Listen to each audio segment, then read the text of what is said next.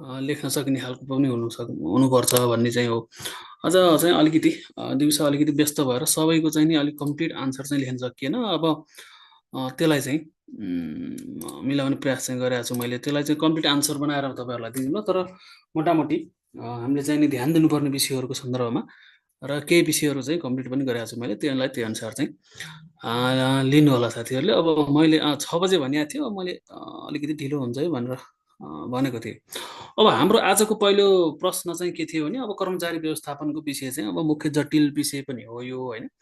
अब संविधान त चाहिँ नि नेपालको चाहिँ नि एकात्मक राज्य व्यवस्था चाहिँ 3 तहका सरकारमा विभाजन त भयो। त्यस पश्चात चाहिँ अब एकात्मक शासन व्यवस्थामा काम गरिरहेको कर्मचारीलाई तपाईँको चाहिँ नि 3 तहका सरकारमा चाहिँ नि अब त्यसको चाहिँ नि समायोजन गर्नुपर्ने, अथवा कर्मचारी 3 तहमा कर्मचारी व्यवस्थापन गर्नुपर्ने भन्ने व्यवस्था भयो, होइन। तपाईँको चाहिँ नि अब धारा 285 तपाईँको सरकारी सेवा सम्बन्धी छ संविधानको। अर्को 302ले फेरि तपाईँको चाहिँ नि के भन्छ भने, तपाईँको चाहिँ नि हाल कार्यरत रहेका चाहिँ नि कर्मचारीहरूलाई चाहिँ नि अब स्थानीय प्रदेश र स्थानीय तहमा होइन, अथवा 3 तहमा चाहिँ समायोजन गर्ने भनेर त्यहाँ लेखेको भएर के भयो त भन्दा, अब तत्काल चाहिँ तपाईँको चाहिँ नि कर्मचारीहरूको चाहिँ नि व्यवस्थापन जस्तो तपाईँको चाहिँ नि प्रदेश र स्थानीय तहको चुनाव भइसक्यो 74मा, तपाईँहरूलाई कतिको ख्याल छ। त्यो चुनाव भइसकेपछि अब तपाईँको चाहिँ नि मुख्यमन्त्रीहरूलाई शपथ ग्रहण गराउनु पर्ने चाहिँ नि भइसकेपछि अनि तत्काल तपाईँको चाहिँ नि त्यो प्रमुख सचिवहरू सचिवहरू खटाएको हो कि। त्यति एकदम अपरझट रूपमा चाहिँ नि त्यति बेला काम भएको थियो। भनेको हाम्रो समस्या के हो त भन्दा, जसरी सङ्घीयता आउने सन्दर्भमा जसरी राजनीतिक सङ्घीयताको चाहिँ ठुलो चाहिँ नि तपाईँको चाहिँ नि घम्साघम्सी भयो, होइन। तपाईँको कस्तो संरचना बनाउने, के बनाउने, निर्वाचन प्रणाली के हुने जस्ता यावत विषयहरू भए, अधिकार के दिने भन्ने विषयमा तपाईँको अब उत्तिकै जटिल हो नि त। राजनीतिक संहिता जस्तै जटिल विषय हो यो प्रशासनिक चाहिँ नि संहिता पनि, अझ वित्तीय संहिता पनि, होइन। यी तिनै संहिता चाहिँ एकदमै चाहिँ नि तपाईँको चाहिँ नि जटिल विषय थिए। तथापि प्रशासनिक संहिताको विषयमा त त्यो कुरो कहीँ कसैले कसैले कुरो पनि गरेको चाहिँ सुनिएन कि। त्यसले एकदमै के भयो त भन्दा, यो प्राथमिकतामा परेको विषय छैन, होइन। अब राजनीतिक संरचना तपाईँको चाहिँ नि परिवर्तन भइसकेपछि त्यसलाई चाहिँ तत्काल कार्यान्वयन चाहिँ गर्नुपर्छ कर्मचारीले भन्ने त हो, त्यो गर्नु पनि पर्छ। तथापि त्यसले भोलि के चाहिँ समस्या ल्याउला भन्ने विषयमा चाहिँ त्यति ध्यान गएन कि, कसैको पनि नगएको जस्तो देखिन्छ क्या। अहिले जुन हामी चाहिँ समस्या भोगिरहेछौँ, यो सङ्घीय निजामती सेवा ऐनदेखि लिएर कर्मचारी समायोजनको चाहिँ त्यो असन्तुष्टिको विषय, होइन। त्यस पछाडिका पनि तपाईँको चाहिँ नि 3 तहमा काम गर्ने चाहिँ नि 6 प्रकारका चाहिँ नि कर्मचारी भए। यो चाहिँ यस्तो किसिमको चाहिँ नि तपाईँको चाहिँ नि यो कर्मचारीहरू बिच चाहिँ दुविधा अथवा चाहिँ नि विवाद चाहिँ आउनु हुन्थेन भन्ने हो क्या। तपाईँको चाहिँ नि स्वतस्फूर्त रूपमा चाहिँ तपाईँको प्रदेश र स्थानीयमा त अझ बढी चाहिँ कर्मचारीहरू गएर काम गर्न सक्ने भन्ने हुनु पर्थ्यो कि त। किनभने प्रोत्साहन दिनु पर्थ्यो नि त। तपाईँको चाहिँ नि एउटा चाहिँ नि ऐनमा चाहिँ नि नियुक्त भएका कर्मचारीहरूलाई फेरि अरू त्यसभन्दा फरक गरेर पठाउन पाइँदैन अथवा गर्न पाइँदैन भन्ने ऐनले नै व्यवस्था गरेको छ, होइन। यावत विषयहरू थिए, होइन। अब त्यही सन्दर्भमा कर्मचारी व्यवस्थापनका सवालहरू के हुन सक्छन् भन्ने विषय चाहिँ हो, होइन। अब यसलाई चाहिँ जता पनि लेख्न मिल्छ, यो अलिकति ओपन नै टाइपको क्वेसन हो। यसका धेरै चाहिँ नि इस्युहरू छन्। मैले अलिकति समय कम भएर अलिकति यसलाई छोटकरीमा मात्र लेखाएको छु, होइन। अब यसको सुरुवात चाहिँ अब सङ्घीय संरचनामा आफ्नो कर्मचारीको व्यवस्थापनको जिम्मेवारी संविधान त 3 तहका सरकारलाई प्राप्त छ, होइन। नेपालको संविधानले आफ्नो कर्मचारीको व्यवस्थापन चाहिँ नि अब संविधानले नै दिएको अधिकार हो यो। अर्को, आफ्नो क्षेत्रभित्र आफूलाई प्राप्त अधिकारको उपयोग गर्न, जनतालाई अधिकतम सेवा प्रदान गर्न तथा विकास प्रोत्साहनको सञ्चालन गर्न कर्मचारीको आवश्यकता पर्छ, होइन। कर्मचारी तन्त्रले अब राजनीतिक नेतृत्वले जे भन्छ अथवा सरकारले जे गर्ने भन्छ जनताहरूका लागि त्यसको चाहिँ कार्यान्वयन गर्ने काम हो, होइन। त्यो विशेष गरी सेवा प्रवाह र विकासात्मक कार्यहरू मुख्य हेर्दाखेरि। अर्को, कर्मचारी व्यवस्थापन उपयुक्त कर्मचारी छनौट, लक्ष्य प्राप्तिका लागि सोको उपयोगदेखि सम्मानसम्मका कार्यहरू पर्छन् र 3 तहमा कर्मचारी व्यवस्थापनका अवसर र चुनौती दुवै छन्। अब सङ्घीय संरचना भएको भएर केही समस्याहरू थिए, हिजो चाहिँ मिलाउन सकिएको थिएन कुनै विषय भने त्यसलाई चाहिँ मिलाउने अवसर पनि हो क्या संहिता भनेको। त्यसलाई त्यसै अनुसार पनि उपयोग गर्न पर्ने थियो भन्ने चाहिँ मेरो मान्यता हो। तपाईँको चाहिँ नि संहिता र अनि तपाईँको चाहिँ नि हरेक तपाईँको राजनीतिक नेतृत्व हेर्नुभयो भने सरकारमा आउने बेलामा चाहिँ सबै काम तपाईँहरूले गर्ने हो, हामी चाहिँ गर्दैनौँ, तपाईँहरू चाहिँ नि विज्ञ हुनुहुन्छ भन्छन्। सरकारबाट बाहिरिने बेलामा तपाईँहरूले कति ख्याल गर्नुभयो होला, हरेक जसो मन्त्री प्रधानमन्त्रीहरूले कर्मचारीहरूले असहयोग गरे, होइन। एउटा प्रधानमन्त्रीले त खुलेरै भन्नुभयो बाहिर आएर, कर्मचारी तन्त्रले गर्दा मैले सोचे अनुसारको परिणाम दिन पाइनँ, सकिनँ भनेर पनि भन्नुभएको थियो। त्यो त्यो विषय चाहिँ छ क्या। अब यसका चाहिँ सवालहरू के हुन सक्छन् त भन्दा अब सङ्घीय अधिकार सूचीका जिम्मेवारीहरू जुन चाहिँ सङ्घले गर्ने भनेको छ त्यसलाई चाहिँ प्रदेश र स्थानीय सरकारहरूलाई हस्तान्तरण गरी सो अनुसारको कार्य सञ्चालनको चाहिँ व्यवस्थापन गर्नुपर्ने चाहिँ एउटा मुख्य विषय चाहिँ हो क्या तपाईँको चाहिँ सङ्घीयता भन्दा बित्तिकै सबै काम चाहिँ सङ्घले राख्ने होइन तपाईँको सङ्घले नै इम्पायर बिल्डिङ चाहिँ खडा गर्ने भन्ने विषय चाहिँ हुँदैन सङ्घीयतामा जति सकिन्छ तपाईँको चाहिँ यो सन्निकर्ताको सिद्धान्त भन्ने छ नि जुन त्यो सन्निकर्ताको सिद्धान्त अनुसार तपाईँको चाहिँ सङ्घ र तपाईँको चाहिँ प्रदेशमा मानौँ न अझै पनि तिनीहरूको अधिकार सूचीमा भएका विषयहरू पनि स्थानीय तहले गर्दाखेरि चाहिँ प्रभावकारी हुन्छन् भने स्थानीय तहलाई चाहिँ जिम्मा दिनुपर्छ भन्ने छ अझ साझा अधिकारको सूचीमा त एकदम मस्ट चाहिँ गर्नुपर्ने विषय हो क्या तपाईँको चाहिँ कुन तहको सर अहिले त तह पनि नभन्ने भन्छ फेरि होइन तपाईँको चाहिँ सङ्घ तह के अरे सङ्घ पर्दाखेरि स्थानीय तह नभन्ने भन्छ फेरि संविधानमा तह नै लेखाएको छ समस्या छ क्या तह भन्दाखेरि हाइरार्की आयो रे भन्ने विषय चाहिँ गरेका छन् होइन त्यही भएर सरकार भन्ने विषय चाहिँ अहिले पछिल्लो चाहिँ एउटा डिस्कोर्स पनि आइरहेछ अब त्यो के हो भने सङ्घले र प्रदेशले गर्ने भनेर तोकिएका कामहरू पनि तपाईँको चाहिँ ती जनताका लागि चाहिँ नजिकको सरकारबाट गर्दाखेरि प्रभावकारी हुन्छ होइन त्यसमा चाहिँ मितव्ययिता हुन्छ कम खर्चमा गर्न सकिन्छ तपाईँको चाहिँ अलिकति पारदर्शी र चाहिँ प्रक्रियागत जटिलताहरू कम हुन सक्छन् यावत चाहिँ नि कारणहरूका आधारमा त्यसलाई चाहिँ नि नजिकको सरकार अथवा स्थानीय तहलाई चाहिँ हस्तान्तरण गर्नुपर्छ भनेको सन्निकर्ता कसले गर्दा प्रभावकारी हुन्छ भन्ने विषय हो क्या त्यो चाहिँ एकदम मुख्य विषय छ अनि तिनै तहमा उपयुक्त मानव स्रोत व्यवस्थापन नीति र योजना चाहिँ छैन होइन तर्जुमा गर्नुपर्ने अवस्था चाहिँ हो अहिले तपाईँको चाहिँ नि नीति योजना भएन भने तपाईँको चाहिँ नि के हुन्छ त भन्दाखेरि तपाईँको चाहिँ कहाँ पुग्ने भनेर गन्तव्य नै तय नभएको चाहिँ नि त्यो कुहिरोमा उडेको चाहिँ नि काग हुन्छ क्या तपाईँको चाहिँ नि कुहिरोमा अब काग त आँखा देख्नेमा ऊ त हराउँछ होइन तपाईँको चाहिँ नि भने त्यस्तै हुन्छ हाम्रो कर्मचारी तन्त्र पनि अब रणनीतिक रूपमा कर्मचारीहरूको व्यवस्थापन गर्नु पऱ्यो रणनीति र व्यवस्था तपाईँको चाहिँ मानव स्रोत व्यवस्थापन र रणनीतिक मानव स्रोत व्यवस्थापन भन्ने विषय फरक छ क्या तपाईँको चाहिँ नतिजालाई कहाँनिर फोकस गर्ने भन्ने विषय चाहिँ नि मुख्य हो क्या तपाईँले के प्रक्रिया अप्नाउनुहुन्छ भन्ने विषयले खास ख्याल गर्दैन तपाईँले नतिजा चाहिँ के प्राप्त गर्ने चाहिँ नि लक्ष्य राख्नु भएको छ भन्ने विषय चाहिँ त्यो मस्ट चाहिँ नि प्रायर हो अर्को परिवर्तन व्यवस्थापन र विविधता व्यवस्थापन सहितको प्रणालीको अवलम्बन गर्नु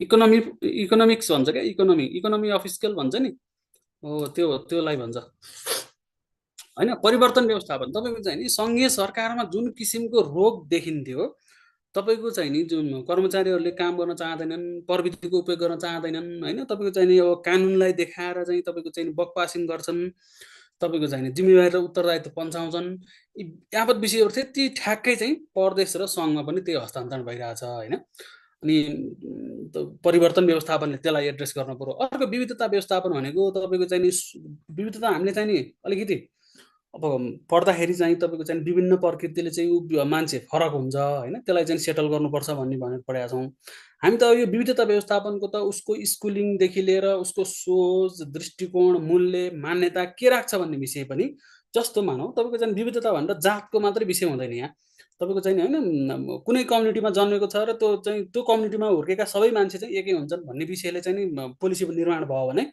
त्यो चाहिँ अलिकति हुँदैन क्या त्यो चाहिँ अलिक लमसम मेथड भयो क्या त्यो भएर हरेक व्यक्तिको चाहिँ तपाईँको चाहिँ नि फरक हुनसक्छ अनि दृष्टिकोण मूल्य मान्यता भन्ने विषयलाई एड्रेस गर्ने गरेर विविधता व्यवस्थापनको चाहिँ नि अहिले नयाँ नीतिसहित त्यता चाहिँ नि अगाडि बढ्नुपर्ने चाहिँ नि अहिलेको मुख्य चाहिँ नि सवाल हो अनि असल र सक्षम प्रशासनिक नेतृत्वको विकास र व्यवस्थापन गर्नु होइन तपाईँको चाहिँ नि प्रशासनिक नेतृत्व जसलाई पनि सचिव हुनुपर्ने छ होइन अफिसर पहिलो हुनु पऱ्यो त्यसपछि 5 वर्षपछि उपसचिव हुनु पऱ्यो सहसचिव हुनु पऱ्यो सबैको चाहिँ नि लक्ष्य के हो त भन्दा सचिव हुनु चाहिँ हो अब सचिव चाहिँ हुने तर काम चाहिँ नगर्ने होइन तपाईँको चाहिँ अहिलेको त ठुलो समस्या देखिन्छ तपाईँको नि निर्णय गर्नै नजाने तपाईँको चाहिँ नि इथिकल चाहिँ नि ग्राउन्ड नै हाम्रो कमजोर भएको भएर तपाईँको चाहिँ नि कसैले पनि तपाईँको चाहिँ नि त्यो किसिमको जोखिम पनि लिन चाहँदैनन् अहिले त हाम्रो चाहिँ नि भाष्य के निर्माण भयो भने जसले काम गर्दैन त्यो नै इथिकल हो होइन तपाईँको चाहिँ काम नगरेपछि विवादमा आइँदैन विवादमा नआउने मान्छे इथिकल भइरहेछ क्या समस्या के हो भने जसले काम गर्दैन त्यसलाई पनि कारवाही हुनुपर्छ क्या अब अहिले चाहिँ नयाँ चाहिँ त्यो व्यवस्थापन गर्न खोजेका छन् त्यो ऐनमा होइन तपाईँको चाहिँ काम नगर्नेलाई पनि उसले समयमा निर्णय नगरेको कारण सङ्गठनलाई भएको अथवा राज्यलाई भएको चाहिँ क्षति चाहिँ सम्बन्धित व्यक्तिबाट भराउने चाहिँ व्यवस्था हुनुपर्छ क्या कसैले छिटो नियतवश चाहिँ तपाईँको चाहिँ छिटो गरिदिँदाखेरि पनि हुने र तपाईँको चाहिँ कुनै पनि उसको चाहिँ नियत छैन, तर प्रक्रियामा कहीँ त्रुटि भयो भने पनि ऊ चाहिँ समस्यामा पर्ने चाहिँ यावत चाहिँ विषयलाई चाहिँ सेटल गर्नुपर्ने चाहिँ विषय छ क्या। त्यो भयो भने अनि बल्ल नेतृत्वले चाहिँ नि त्यही अनुसारको चाहिँ भूमिका खेल्न सक्छ भन्ने विषय हो होइन। अब असल त तपाईँको चाहिँ नि जन्मदै असल, जन्मदैदेखि नै असलको चाहिँ प्रक्रिया थाल्नुपर्छ। हामी अहिले आएर तपाईँको चाहिँ नि मान्छेलाई परिवर्तन गरेर असल बनाउँछु भन्ने विषय चाहिँ त त्यति धेरै चाहिँ त्यसले रिजल्ट चाहिँ दिँदैन होइन। हाम्रो चाहिँ नि समाजै जुन जुन किसिमको हाम्रो मेसिनरी छ, तपाईँको ब्युरोक्रेसीको मेसिनरी र तपाईँको चाहिँ समाजकै यो नै अलिकति चाहिँ समस्याग्रस्त छ कि खासमा। तपाईँको चाहिँ नि हरेक व्यक्ति चाहिँ यहाँ सङ्गठनमा आइसकेपछि कुनै न कुनै रूपमा स्खलित हुँदै जाने चाहिँ नि समस्या देखिन्छ। त्यसलाई चाहिँ व्यवस्थापन गर्ने छ। अर्को प्रविधिको उपयोग सहितको विश्वव्यापी रूपमा प्रतिस्पर्धा गर्न सक्ने जनशक्तिको व्यवस्थापन गर्नु पर्यो होइन।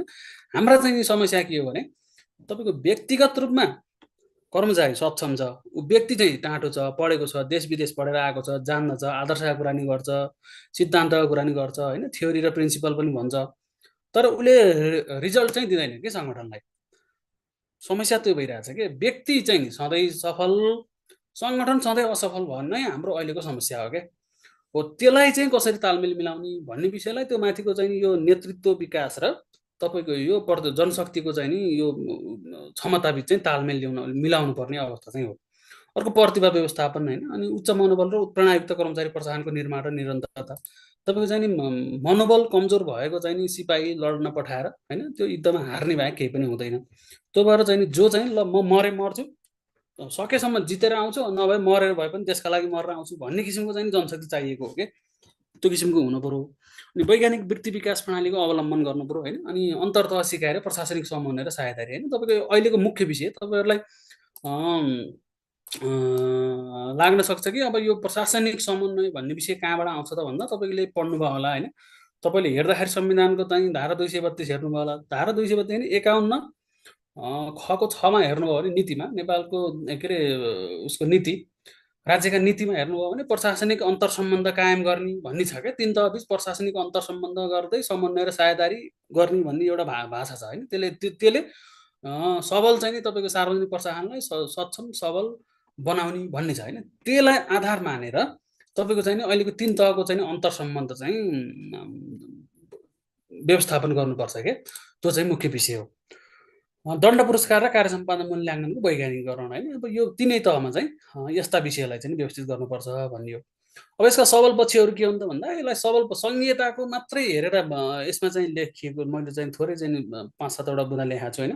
यसका चाहिँ अब कर्मचारी व्यवस्थापनका मात्रै त धेरै छन्। अब सङ्घीयतामा चाहिँ जोड्दाखेरि चाहिँ अलिकति त्यसका लागि त्यसलाई फोकस हुनु पर्यो होइन। त्यो क्वेसनले मागेको चाहिँ के हो भने अहिलेको तिन तहको चाहिँ सङ्घीयताले के चाहिँ सबल पक्ष छ नि त भन्ने चाहिँ अहिलेको क्वेसन, यो क्वेसनको माग हो भन्ने विषयले क्वेसनलाई एड्रेस चाहिँ गर्नु पर्यो।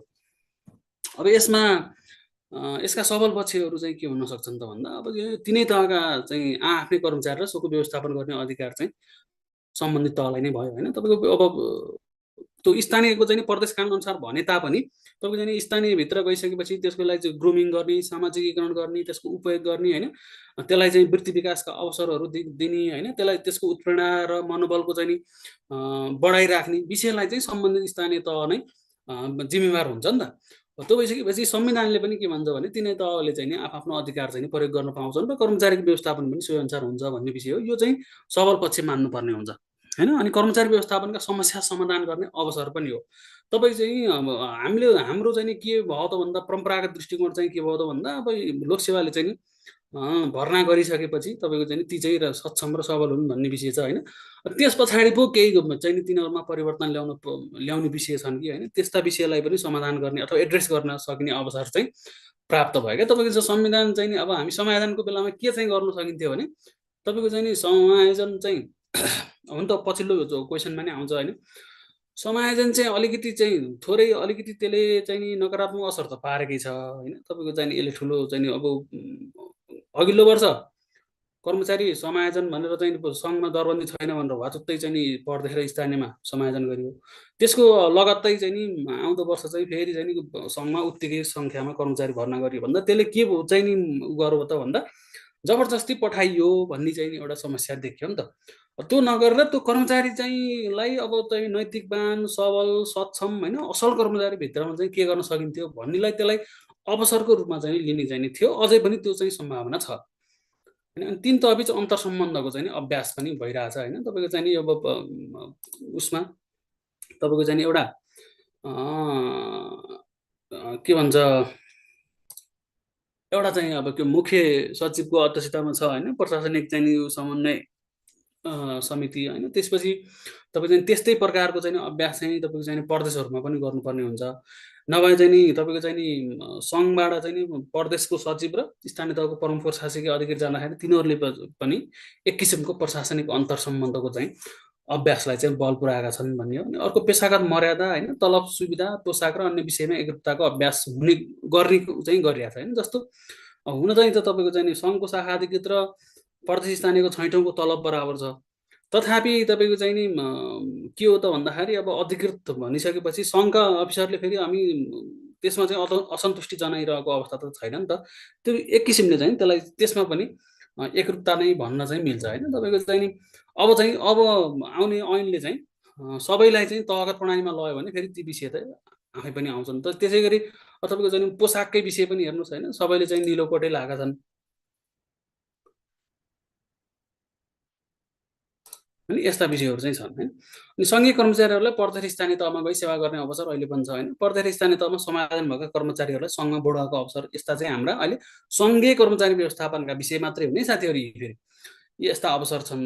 सबल पक्ष छन् भने दुर्बल पक्षको रूपमा चाहिँ अब बेमेल विवाद र द्वन्द्व कर्मचारीहरू बिच नै आपसमा द्वन्द्वको अवस्था चाहिँ सिर्जना गराइदियो क्या। अब तपाईँको समायोजन भनिसकेपछि सङ्घमा बसेका कर्मचारी ठुला हुने, तपाईँको चाहिँ प्रदेश स्थानीय तहमा जाँदा बित्तिकै तपाईँको चाहिँ एक तह घटाउ भयो जस्तो मान्ने, त्यो एक समस्या भयो। अर्को चाहिँ त्यही स्थानीय तहमा चाहिँ नि होइन तपाईँको चाहिँ नि वर्षौँदेखि काम गरिरहेको जनशक्ति छ, त्यहाँ दुई तिन प्रकारको जनशक्ति हुँदाखेरि तिनीहरू आफैमा पनि विवाद भयो। अनि समायोजन चाहिँ अलिक फोर्सफुल्ली भयो भनिसकेपछि हामी बाध्यात्मक रूपमा मात्रै प्रदेश स्थानीय तहमा जानु परेको हो भन्ने विषयले चाहिँ त्यसलाई चाहिँ उत्प्रेरणा चाहिँ दिएको छैन।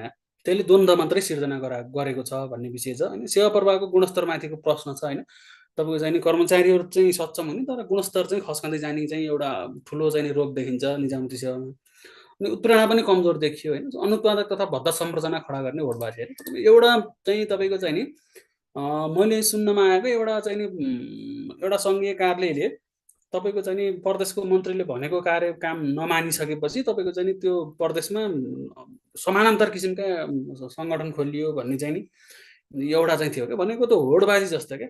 अब को ठुलो हो भन्ने विषय, कानुन चाहिँ कसैले नमान्ने होइन। कानुन चाहिँ अब कानुन पालना गर्दाखेरि सानो भएको जस्तो फिल गर्ने, त्यसले चाहिँ समस्या सिर्जना गरेको छ क्या। तपाईँको कानुन भइसकेपछि त त्यो कानुनको परिपालना गर्नु राजनीतिक नेतृत्व र प्रशासनिक चाहिँ नेतृत्व र त्यो तलका मान्छेहरूको सबैको चाहिँ जिम्मेवारी हो, दायित्व हो भन्ने विषय चाहिँ फिल गर्नुपर्ने थियो नि त।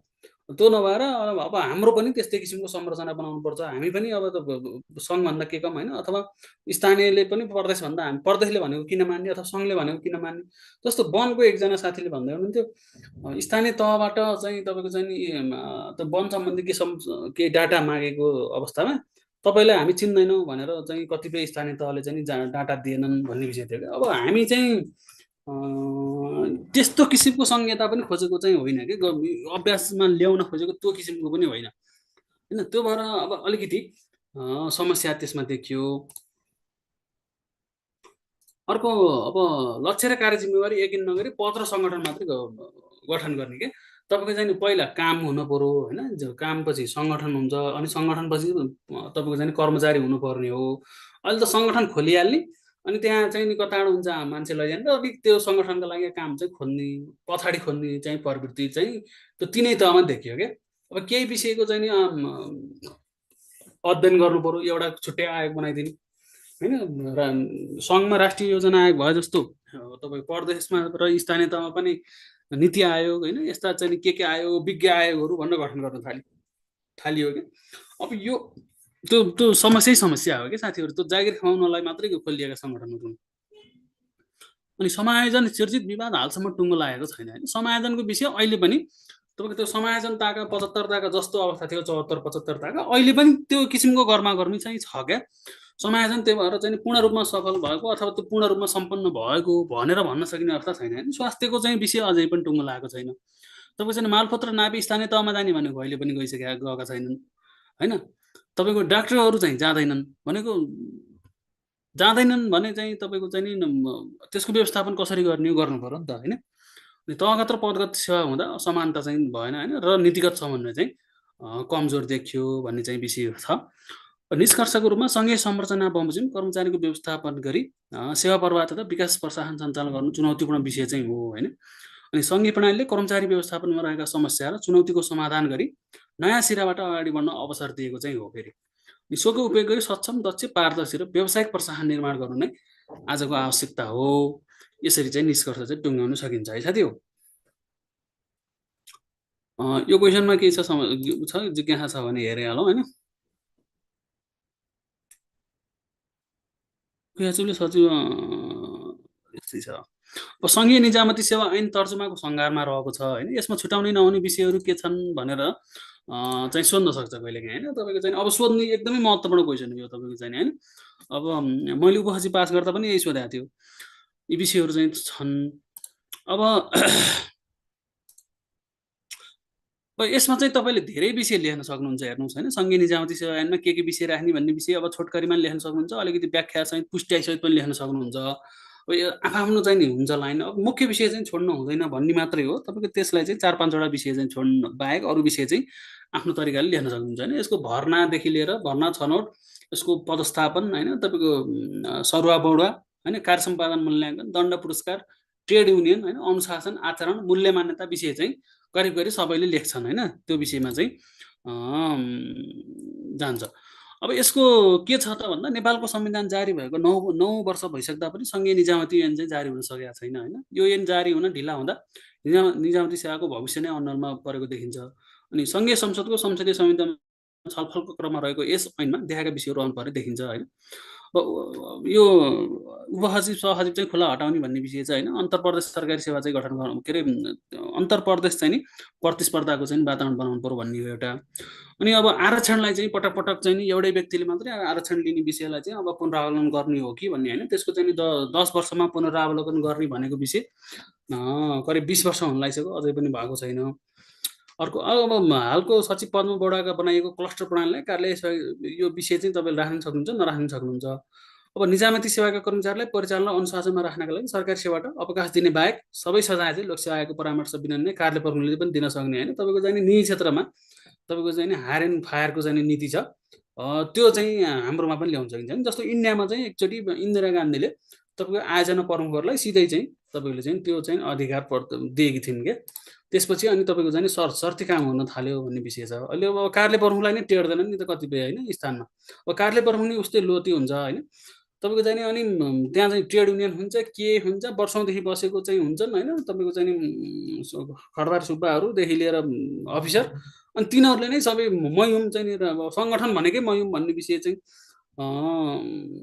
जस्तो गर्छन् होइन। अस्ति एकजना हाम्रै उसमा त्यहाँ हामी अर्थ मन्त्रालयमा छँदाखेरि एकजना साथीले चाहिँ सुनाउँदै हुनुहुन्थ्यो कि एउटा सङ्गठन एउटा चाहिँ नि कार्यालयमा त्यो बाहेक चाहिँ नि नभई चल्दैन भनेर अब कति धेरै मान्छेहरूको चाहिँ नि भएर त्यहाँ समस्या छन् क्या साथी। यो एकदमै समस्याग्रस्त छ होइन। अब अर्को यो सङ्घ प्रदेश स्थानीय तहका सरकारहरूले बिना अनुसन्धान नयाँ कार्यालय सिर्जना गर्ने प्रवृत्तिलाई चाहिँ नि व्यवस्थित गर्न कि भत्काउरो बनाउँछ नि कि अब नयाँ कार्यालय खारेज गर्ने स्थापना गर्ने भने पुरानो कुनै चाहिँ एउटालाई पूर्ण रूपमा भत्काउने अनि बल्ल चाहिँ नयाँ सिर्जना गर्न पाइन्छ भन्ने चाहिँ नीति चाहिँ लिनुपर्छ होइन। अब सङ्घ प्रदेश स्थानीय तहमा रहने सबै कर्मचारीहरूको सेवाका आधारभूत शर्तहरू जस्तो सेवा प्रवेशको उमेर, अवकाश उमेर, बढुवाका प्रावधान, निवृत्तिभरणका प्रावधानहरू चाहिँ समान हुनुपर्छ होइन। त्यसलाई चाहिँ ख्याल गर्नुपर्छ। अर्को अब प्रशासन, अब 3 तहको प्रशासन बिच चाहिँ नि सहयोग समन्वय र सहकार्य भएन भने प्रशासन सञ्चालन गर्न कठिन हुन्छ। त्यही भएर प्रदेश प्रमुख चाहिँ नि सचिव र मन्त्रालयका सचिव, पालिका प्रमुख, प्रशासकीय अधिकारी चाहिँ नि निजामती सेवाबाटै खटिजाने हालको परम्परालाई निरन्तरता दिनुपर्छ भन्ने विषयमा चाहिँ लेख्न पनि सक्नुहुन्छ। यसलाई नलेखेर तपाईँले आफ्नो तरिकाले अहिले जुन चाहिँ प्रस्ताव गर्न थालेको छ त्यसमा चाहिँ प्रदेशको चाहिँ नि ऊ चाहिँ प्रदेश सचिव चाहिँ प्रदेश सेवाकै हुनुपर्छ भन्न पनि सक्नुहुन्छ। अर्को चाहिँ तपाईँले स्थानीय तहको चाहिँ नि प्रमुख प्रशासकीय अधिकृत पनि तपाईँको चाहिँ प्रदेश सेवाकै हुनुपर्छ भनेर पनि लेख्न सक्नुहुन्छ। तर जस्टिफाई चाहिँ दिनु पर्यो के कारणले लेख्ने। जस्तो अहिलेको सन्दर्भमा तपाईँले चाहिँ नि प्रदेश र स्थानीय तहको प्रमुख प्रशासकीय अधिकृत अझ लेखा प्रमुख पनि चाहिँ नि स्थानीय तहको त लेखा प्रमुख पनि सङ्घको चाहिँदो रहेछ भन्ने चाहिँ नि फिल भएको छ। तपाईँको चाहिँ केले चाहिँ जस्टिफाई गर्न सकिन्छ भने मैले चाहिँ के लेखाएको थिएँ भने तपाईँ चाहिँ नि एउटा त तपाईँको चाहिँ नि धारा 51 चाहिँ नि तहगत के अरे प्रशासनिक चाहिँ नि अन्तर सम्बन्धको विषय छ होइन, त्यसलाई कायम राख्नुपर्छ एउटा। अर्को धारा 232 समन्वय सहकार र सहअस्तित्वको विषय छ। अर्को धेरैले चाहिँ ख्याल नगरेको विषय तपाईँको चाहिँ प्रदेश र स्थानीय तहको चाहिँ नि आन्तरिक आय चाहिँ खर्चको तुलनामा आन्तरिक आय जम्मा 12-13% मात्रै हो। मैले लेख्दाखेरि गत वर्ष 12 पोइन्ट समथिङ लेखाएको थिएँ, अब अहिले चाहिँ थोरै बढेर 12-13%सम्म पुग्यो होला, नभए त्योभन्दा माथि चाहिँ गएको छैन कि। त्यो भनिसकेपछि के हो त भन्दा तपाईँको चाहिँ उसँग स्रोतै छैन होइन। तपाईँले मागेर चाहिँ नि उसले चाहिँ नि योजना सञ्चालन गर्नेदेखि लिएर चाहिँ तपाईँको चाहिँ नि दैनिक प्रशासनिक सञ्चालन गर्ने हो भने उसले आफ्नै मात्रै चाहिँ हुँदाखेरि अलिकति कन्ट्रोल हुँदैन कि भन्ने विषय। अब कन्ट्रोल त हुन्छ, फेरि हामी नै मान्छे, त्यही मान्छे हो जो सङ्घमा आउँदा बित्तिकै ठिक हुने, प्रदेशमा जाँदा बेठिक हुने भन्ने चाहिँ हुँदैन होइन। तथापि एउटा जस्टिफिकेसन के चाहिँ हुनसक्छ भने वित्तीय चाहिँ नि स्रोतको चाहिँ नि तपाईँको चाहिँ नि समुचित उपयोग भएको छ कि छैन भन्ने ग्यारेन्टी जसले दिन्छ उसलाई गराउनको लागि पनि उसले खटाएको कर्मचारी हुँदाखेरि ऊ चाहिँ अलिकति केही हदसम्म सुनिश्चित हुनसक्छ भन्ने एउटा जस्टिफिकेसनले काम चाहिँ गर्न सक्छ क्या। अर्को अब कर्मचारीको अवकाश उमेर चाहिँ समानीकरण अनुदानले अब के माथि अब यसको म पछाडि छलफल गर्छु है त्यो विषयमा। मलाई त्यो विषयमा मेरो एकदम स्पष्ट धारणा छ, म पछि भन्छु। कर्मचारीको उमेर त अब 60 होइन, तपाईँको 62-63सम्म पुऱ्याउँदा पनि फरक चाहिँ नपर्ने अवस्था भइसक्यो क्या। तपाईँको औसत उमेर नै तपाईँको 71 भइसक्यो होइन, 71-72 भइसक्यो। अनि तपाईँको चाहिँ अब त्यो होइन त्यसलाई अवकाश दिँदाखेरि पनि फेरि त्यसको त्यो दायित्व प्लस थप नयाँ कर्मचारी ल्याउँदाखेरिको दायित्व भइ नै हाल्छ। रोजगारी सिर्जना गर्ने दायित्व राज्यको चाहिँ नि वातावरण बनाइदिने चाहिँ हो। रोजगारी सिर्जना राज्यले गरेर हुँदैन, त्यो चाहिँ निजी क्षेत्रले गर्ने काम हो। त्यसका लागि चाहिँ राज्यले वातावरण बनाइदिने हो। अवकाशको उमेर चाहिँ बढाउँदै ठिक हुन्छ जस्तो देखिन्छ।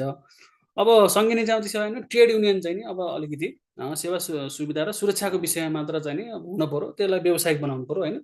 त्यसले चाहिँ यिनीहरूले समानान्तर चाहिँ ब्युरोक्रेसी चलाउने होइन, समानान्तर सचिवको हैसियतमा काम गर्ने जस्ता विषय देखिन्छन्, त्यसलाई चाहिँ व्यवस्थित गर्नुपर्छ। अहिलेका जस्ता यी टोलै पछि चाहिँ नि युनियनहरू हुँदैन भन्ने मान्यता हो। अर्को तहगत प्रणाली लागू गर्ने र सम्भव भएसम्म हालका पदनामहरूको पहिचान सुरक्षित हुने गरी सोही नामबाट नै सम्बोधन गर्ने। जस्तो 5औँ तहलाई नायब सेवा होइन, तपाईँको तह पनि हुन्छ त्यहाँ, पद पनि हुन्छ क्या। के हो त नायब सेवा भनेको, के हो त भन्दा 5औँ तह हो भन्ने विषय चाहिँ होइन। 12औँ तह के हो त भन्दा सहसचिव, त्यसरी चाहिँ जान पनि सकिन्छ। अब यसमा यही हुन्छ भन्ने हुँदैन साथीहरू होइन। तपाईँको चाहिँ नि 49देखि हो यो लागु भएको। अनि तपाईँको चाहिँ नि तर जे लेख्नुहुन्छ त्यसलाई जस्टिफिकेसन चाहिँ गरिदिँदाखेरि एकदम राम्रो हुन्छ है। यस्तो यो विषय कानुनमा लेख्न पर्ने, छुटाउनु नहुने विषय भनिसकेपछि किन त नि भन्ने चाहिँ भयो भने त्यसले चाहिँ अर्थ राख्छ। अब सुविधा चाहिँ मर्यादाक्रम अनुसार चाहिँ असर नपर्ने गरी दिँदा राम्रो हुन्छ। अनि समायोजन भएका कर्मचारीहरूलाई विगत वर्षहरूको अनुभवको आधारमा एकपटकका लागि ऐन जारी भएको 1 वर्षभित्र कुन सरकारमा रहेर काम गर्न खोजेका हुन् त्यो चाहिँ रोज्न सक्ने सुविधा चाहिँ दिन सकिन्छ कि समायोजन भएकाहरूलाई को सन्दर्भमा होइन। त्यो चाहिँ किनभने समायोजन गलतै भएको हो भने एकचोटि फेरि दिउँ त अवसर। जस्तो तपाईँको चाहिँ प्रदेशमा चाहिँ नि प्रदेश सेवाको स्थानीयमा चाहिँ नि तपाईँको त्यो प्रमुख प्रशासक अधिकृत राख्ने हो भने फेरि अलिकति प्रदेशमा जाने चाहिँ नि बढी चाहिँ नि इच्छा देखाउन सक्छन् होइन। सँगै समायोजन भएकाले पनि प्रदेश रोज्न सक्छन् नि त। त्यो गर्दाखेरि कर्मचारी व्यवस्थापन पनि सरल हुनसक्छ, यसलाई पनि ख्याल गर्न सकिन्छ है। अब निर्वृत्ति भरणलाई योगदानमूलक बनाउने भन्ने विषय छ होइन, 76देखि यो सुरु पनि भएको छ। अनि अनुमानज्ञ बढुवा र वैज्ञानिक सर्व प्रणालीको व्यवस्थापन गर्नुपर्छ। यसका लागि चाहिँ के गर्नुपर्छ भने यो गर्न सकिन्छ होइन। यो गर्नको लागि चाहिँ तपाईँको चाहिँ नि मन्त्रालय चाहिँ सेवा समूह हुनुपर्छ क्या। तपाईँको चाहिँ गृह सेवा होइन, तपाईँको अर्थको चाहिँ नि अर्थमा त राजस्व सेवा र तपाईँको चाहिँ नि गर्न सकिन्छ। यो केही केही पदसम्म चाहिँ त्यो सेवा नै त्यही अनुसारको गर्न सकियो भने अनि बल्ल यो चाहिँ एकदम वैज्ञानिक हुन्छ। तपाईँको चाहिँ जस्तो मानौँ गृह मन्त्रालयमा तपाईँ जाहिर खाँदै हुनुहुन्छ भने गृह मन्त्रालयमै पोस्टिङ भयो भने 2 वर्षपछि तपाईँ चाहिँ दार्चुलाको जिल्ला प्रशासन कार्यालय जाने हो भन्ने विषय यकिन गरिदिन सकिन्छ होइन। दार्चुला जिल्ला प्रशासन जानुहुन्न भने तपाईँ त्यस्तै भौगोलिक स्थानको अर्को कुनै कारागार जान सक्नुहुन्छ। त्यहाँ 2 वर्ष बसेपछि तपाईँ तराई झर्न सक्नुहुन्छ। त्यहाँ तराई बसेपछि अन्य विभागहरू होइन, अध्यागमन हो कि अथवा कता हो त्यता जान सक्नुहुन्छ। त्यसरी चाहिँ एकदमै मिलाउन सकिन्छ। अवश्य यहाँ अलिकति समस्या चाहिँ के हो, फेरि त्यसलाई चाहिँ अहिलेको जस्तै खुला हुँदा पनि मिलाउन चाहिँ सकिन्छ। तपाईँ चाहिँ कसरी मिलाउन सकिन्छ भने जस्तो अहिले जस्तो मालपोतमा चाहिँ नि काठमाडौँ चाहिँ नि कुनै मालपोतमा बसेर आएर तपाईँको चाहिँ फेरि गिरियामा आएपछि नि फेरि काठमाडौँ नै बस्छु भन्ने चाहिँ नि अवस्था त छ अहिले पनि, गर्न सक्छन्। त्यस्तो अवस्थालाई त्यसको चाहिँ पिआइएस हेर्दा बित्तिकै त्यो कहाँ बस्यो भन्ने थाहा भइहाल्छ। अब तपाईँको चाहिँ गृहमा आइसक्यो भने पनि त्यो काठमाडौँ बसेको छ भने तपाईँको चाहिँ त्यसपछि दुर्गम जानै पर्ने, गृहमा आओस् कि त्यो भूमि सुधार बसोस् कि उद्योग जाओस् कि जहाँसुकै जाओस् त्यो उसमा चाहिँ जानै पर्यो भन्ने चाहिँ त्यसलाई चाहिँ कार्यान्वयन गर्न सकियो भने यो चाहिँ सरुवा प्रणालीमा अहिले रहेको समस्या नै पुरै हल भएर जान्छ क्या। त्यो विषय चाहिँ छ है। अब छड्के प्रवेश भनेको चाहिँ सिधै प्रवेश गर्ने कि जस्तो उपखजीमा तपाईँको चाहिँ बाहिर कतै सरकार नेपाल उसमा चाहिँ प्रवेश नभएर जस्तो आन्तरिक प्रतियोगिता भनेको चाहिँ त्यहाँभित्र कार्यरत रहेकाहरूले इक्जाम दिने व्यवस्था हो। जस्तो खुलामा चाहिँ सबैले चाहिँ इक्जाम दिन पाउँछन् नि, त्यो सिधै खुलामा छिर्दाखेरि छिर्ने भनेको चाहिँ त्यो छड्के हो कि। जस्तो छड्केलाई केलाई चाहिँ अब हामीले चाहिँ नि सेवा प्रवेशका चाहिँ गेटहरू बनाउनु पर्ने थियो। जस्तो अफिसर एउटा गेट हुनसक्छ होइन, अर्को खर्दार अथवा सुब्बा हुनसक्छ, अथवा खर्दारै पद राख्ने हो भने खर्दार बनाउन सकिन्छ। अनि त्यसलाई चाहिँ तपाईँको चाहिँ नि बढुवाबाट आन्तरिक प्रतियोगिता चाहिँ गर्ने, त्योभन्दा अरू चाहिँ छड्के चाहिँ नदिने भनेको सिधै प्रवेश गर्न नदिने। जस्तो उपसचिवमा तपाईँले चाहिँ नि इक्जाम अहिले कस्तोले चाहिँ इक्जाम दिन पाउँछ भने तपाईँले निजी क्षेत्रमा 5 वर्षको अनुभव छ अफिसर लेभलको भने होइन, सङ्गठित संस्था होइन, तपाईँको चाहिँ कुनै नियमावली बनाएर व्यवस्थित गरिएको सङ्गठनमा तपाईँले 5 वर्ष काम गर्नु भएको छ भने तपाईँ सिधै उपसचिवको इक्जाम दिन पाउनुहुन्छ। त्यो छड्के प्रवेश हो होइन। तपाईँ त्यहाँबाट आएका पनि छन् अहिले होइन। जस्तो पहिलाको चाहिँ नि वृन्दा हाडा सिधै सहसचिव हुनुभएको होइन, तपाईँको चाहिँ नि त्यो दिपेन्द्र चाहिँ नि थापा सर सचिव भएर रिटायर हुनु, उहाँ पनि सिधै सहसचिव हुनुभएको। तपाईँ यस्तो धेरै हुनुहुन्छ सर म्याडमहरू होइन, सिधै प्रवेश गरेका, उपल्लो तहमा सिधै आएका। त्यो विषय चाहिँ दिँदाखेरि पनि अलिकति समस्या चाहिँ भइरहेछ अहिले अब होइन। तपाईँको चाहिँ नि निजामती सेवाभित्रैकैले तपाईँको चाहिँ नि अब त्यो इक्जाम हुने महिनामा त तपाईँको चाहिँ नि त्यहाँ कर्मचारी भेट्नै गाह्रो हुन्छ। कुलिङ पिरियड चाहिँ राख्ने कि नराख्ने भन्ने विषय चाहिँ यो अब छलफलको चाहिँ नि छ होइन। तपाईँ कुलिङ पिरियड चाहिँ राख्दा चाहिँ ठिकै हुन्छ जस्तो लाग्छ मलाई। कुलिङ पिरियड भनेको के हो भने तपाईँ चाहिँ नि अब अहिले कुनै मान्छे मानौ सचिवबाट रिटायर भयो आज होइन, फागुनको चाहिँ नि 16 गते सचिवबाट रिटायर भयो, सचिवबाट रिटायर भएको भोलिपल्ट चाहिँ नि तपाईँको चाहिँ नि 17 गतेबाट अर्को कुनै चाहिँ नि सङ्गठनमा पनि काम गर्न पाउने, संवैधानिक नियुक्ति पनि पाउने, गर्दाखेरि त्यसको स्वार्थको द्वन्द्वले काम गर्न सक्छ होइन। त्यसलाई चाहिँ कम्तीमा 2 वर्ष काम कहीँ पनि काम गर्न नपाइने गरियो भने त्यसलाई भन्छ कुलिङ पिरियड के। कहीँ पनि सेवा चाहिँ नि अवकाश भएपछि उसले अन्यत्र कहीँ पनि काम गर्न नपाउने होइन, त्यो निश्चित समयहरू तोकिएको हुन्छ, त्यसलाई भन्छ कुलिङ पिरियड हो। त्यो गर्न नदिने कारण के हो त भन्दा त्यो गोपनीयताको विषय हुन्छ होइन, स्वार्थको द्वन्द्वले काम गर्छ। अनि हिजो चाहिँ सरकारी नीति कार्यान्वयनमा बसेको मान्छे भोलि अर्को त्यो सरकारसँग होइन जुवारी खेल्न पर्ने ठाउँमा गएर काम गरौँ भने त्यसले भित्रको कुरो थाहा पाएको हुन्छ। त्यो भएर चाहिँ त्यसलाई त्यस्तो विषयलाई चाहिँ अलिकति दिन हुँदैन कि हुन्छ, त्यसलाई चाहिँ कुलिङ पिरियड राख्दा चाहिँ व्यवस्थित हुन्छ भन्ने चाहिँ छ पछिल्लो समय होइन। अब अर्को सार्वजनिक प्रशासनमा अनुशासन र आचार संहिताको आवश्यकता उल्लेख गर्दै निजामती सेवा नियमावली 2050मा निजामती कर्मचारीको नैतिक दायित्व सम्बन्धी व्यवस्था के छ भन्ने विषय छ होइन। अब सार्वजनिक प्रशासनमा चाहिँ नि अब अनुशासन र आचार संहिता त मोस्ट इम्पोर्टेन्ट विषय हो, यहाँहरूलाई जानकारी छँदैछ। तपाईँको चाहिँ अब व्यावसायिकता चाहिँ यसले कायम गर्छ, जवाबदेही र पारदर्शिता वृद्धि गराउनमा चाहिँ भूमिका खेल्छ होइन। अनि सदाचार र नैतिकवान बनाउँछ यसले।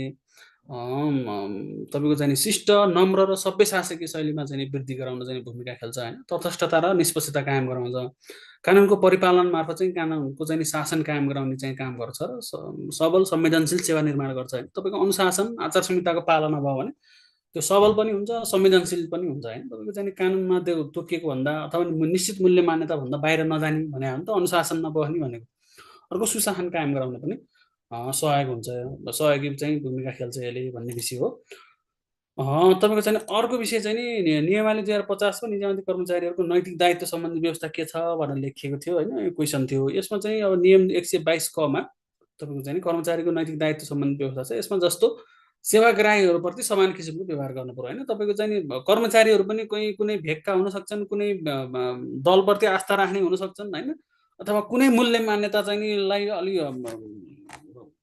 फोकस गर्ने खालका हुन सक्छन्। जुन भए पनि कर्मचारी भनेको एउटै रङको हुनुपर्छ क्या। तपाईँको चाहिँ कर्मचारी भनेको कर्मचारी नै हो। त्यसमा चाहिँ अरू विषय चाहिँ त्यसको कार्य सम्पादनको क्रममा त्योसँग भएका अन्य कुनै आस्था व्यवहार होइन सम्बन्धको चाहिँ नि त्यसमा प्रकट हुन हुँदैन। तपाईँको समान किसिमको व्यवहार गर्नुपर्छ। अर्को राष्ट्र र जनताको बृहत्तर हितलाई चाहिँ ध्यान दिने हो होइन। तपाईँको राष्ट्रकै काम गर्न बसेको मान्छे हो, राष्ट्रले जे गर्ने भन्छ त्यही काम गर्नुपर्छ भन्ने मान्यता हो। वस्तु तथा सेवाको वितरणको मापदण्ड र कार्यविधिको चाहिँ पालना गर्नुपर्छ भनेको छ होइन। पारदर्शिता कायम राख्नुपर्छ अनि सार्वजनिक सम्पत्तिको संरक्षण गर्नुपर्छ होइन। स्रोत र साधनको चाहिँ मितव्ययीपूर्वक चाहिँ नि परिचालन गर्नुपर्छ अनि कार्य सम्पादन प्रक्रियालाई सरलीकरण गर्नुपर्छ होइन। तपाईँको चाहिँ भएका विषयलाई चाहिँ कानुनमा भएका व्यवस्थाहरू पालना गर्नुपर्छ, तथापि त्यसलाई चाहिँ सरल सरल हुने किसिमले त्यहीभित्र पनि इनोभेसन खोज्न सकिन्छ भन्ने विषय हो। न्यूनतम समयमा कार्य जिम्मेवारी सम्पादन गर्न प्रयत्नरत रहनुपर्छ भन्ने विषय छ एउटा। र आधारभूत मानवीय मूल्य र मान्यताप्रति सम्मान गर्ने, सबै समुदाय र क्षेत्रप्रति समान दृष्टिकोण राखी समान व्यवहार र सम्मान गर्ने भन्ने चाहिँ यो नियमावलीमा भएका व्यवस्था हुन्। नेपालको कर प्रणालीमा रहेका समस्याहरूदेखि समाधानको उपाय लेख्नुहोस् भनेको छ होइन। यो कर प्रणाली भनेपछि अलिकति स्पेसिफिक भएको साथीहरू होइन। रासो चाहिँ नि मा रहेका समस्या पनि लेख्छन् साथीहरूले लेख्न चाहिँ होइन। त्यति धेरै मिस्टेक त हुँदैन, तथापि राजस्वमा रहेका समस्या र कर प्रणालीमा रहेका समस्याहरू भन्दाखेरि कर प्रणाली भन्दा बित्तिकै अलिकति स्पेसिफिक चाहिँ हो यो। यसका समस्या के छन् त भन्दा राजनैतिक तथा नीतिगत अस्थिरताले गर्दा लगानी र उत्पादनमुखी कर प्रणालीको विकास गर्न चाहिँ सकिएको छैन भन्ने विषय होइन। ठ्याक्कै कर प्रणालीमै हिट गर्यो नि त्यसले होइन। नीतिगत अस्थिरता पनि हो, करका दरहरू चाहिँ समय समयमा फेरबदल भइरहन्छन्। त्यसले गर्दाखेरि चाहिँ तपाईँको लगानीकर्ताहरू चाहिँ अलिकति तपाईँको चाहिँ नि हतोत्साहित हुने होइन। तपाईँको चाहिँ संविधानमा तपाईँले कतिपय विद्वानहरूले के भन्छन् भने तपाईँको संविधानमा लेखिएको समाजवादले गर्दाखेरि समाजवाद उन्मुख अर्थतन्त्रको निर्माण गर्ने कारणले नै तपाईँको चाहिँ लगानी आएन पनि भन्छन् होइन। त्यो त्यति मात्रै विषय त होइन, त्यसमा चाहिँ अरू धेरै समस्याहरू भएर लगानी नआएको। तथापि कतिपय चाहिँ नि लगानीकर्तालाई अब लगानीकर्ताले त कानुनमा जे छ त्यसको परिपालना हुन्छ भन्ने मान्यता राख्छन् नि त वैदेशिक विदेशकाले त होइन। अब नेपालमा पनि नेपाल यस्तै हो भन्ने छ, तर नेपाल यस्तै हो भन्ने त विदेशकालाई त नहुन सक्छ नि त। उनीहरूले त कानुन हेर्छन्, कार्यविधिहरू हेर्छन्, संविधान हेर्छन्, त्यहाँ लेखेको विषय चाहिँ पालना हुन्छ भन्ने मान्यता राख्छन्। त्यो गर्दाखेरि कतिपय मान्छे चाहिँ त्यसरी हतोत्साहित भएका छन् भन्ने विषय पनि छ क्या। अनि करका दरहरूका चाहिँ कानुन प्रबन्ध र कर प्रणालीका सार्वत प्रक्रियागत व्यवस्थामा साल बसाले आर्थिक ऐनबाट परिवर्तन हुन्छ होइन। तपाईँको चाहिँ बजेट आउने बेलामा चाहिँ नि 5 प्रकारका कानुनहरू आउँछन्। त्यो भइसकेपछि त्यो आर्थिक ऐनले तपाईँको चाहिँ करमा भएका विषयहरू चाहिँ व्यापक मात्रामा फेरबदल गर्दछ कि। अनि एकपटकको संशोधनले कानुन नै संशोधन गर्ने गरेकोले कर प्रणालीका सुधारका प्रयासहरू चाहिँ सार्थक हुन सकेका छैनन् होइन। प्रत्येक वर्ष चाहिँ करका दरहरू हेरफेर भइरहेछन् भन्ने विषय हो। अनि कर प्रणाली अस्थिर भयो होइन। करका दरमा पटक पटक परिवर्तन हुँदा जनप्रतिनिधित्वको अनुमोदनबाट मात्र कर लगाउने संवैधानिक मान्यतामा असर परेको छ होइन। तपाईँको चाहिँ संविधानले प्रतिनिधित्व बिना चाहिँ कर लगाउन अथवा लगाउन र खर्च गर्न पनि पाइँदैन भन्ने स्पष्ट व्यवस्था छ। तपाईँ करका दरहरू चाहिँ त्यसरी बिचमा आएर फेरबदल गर्न पाइँदैन।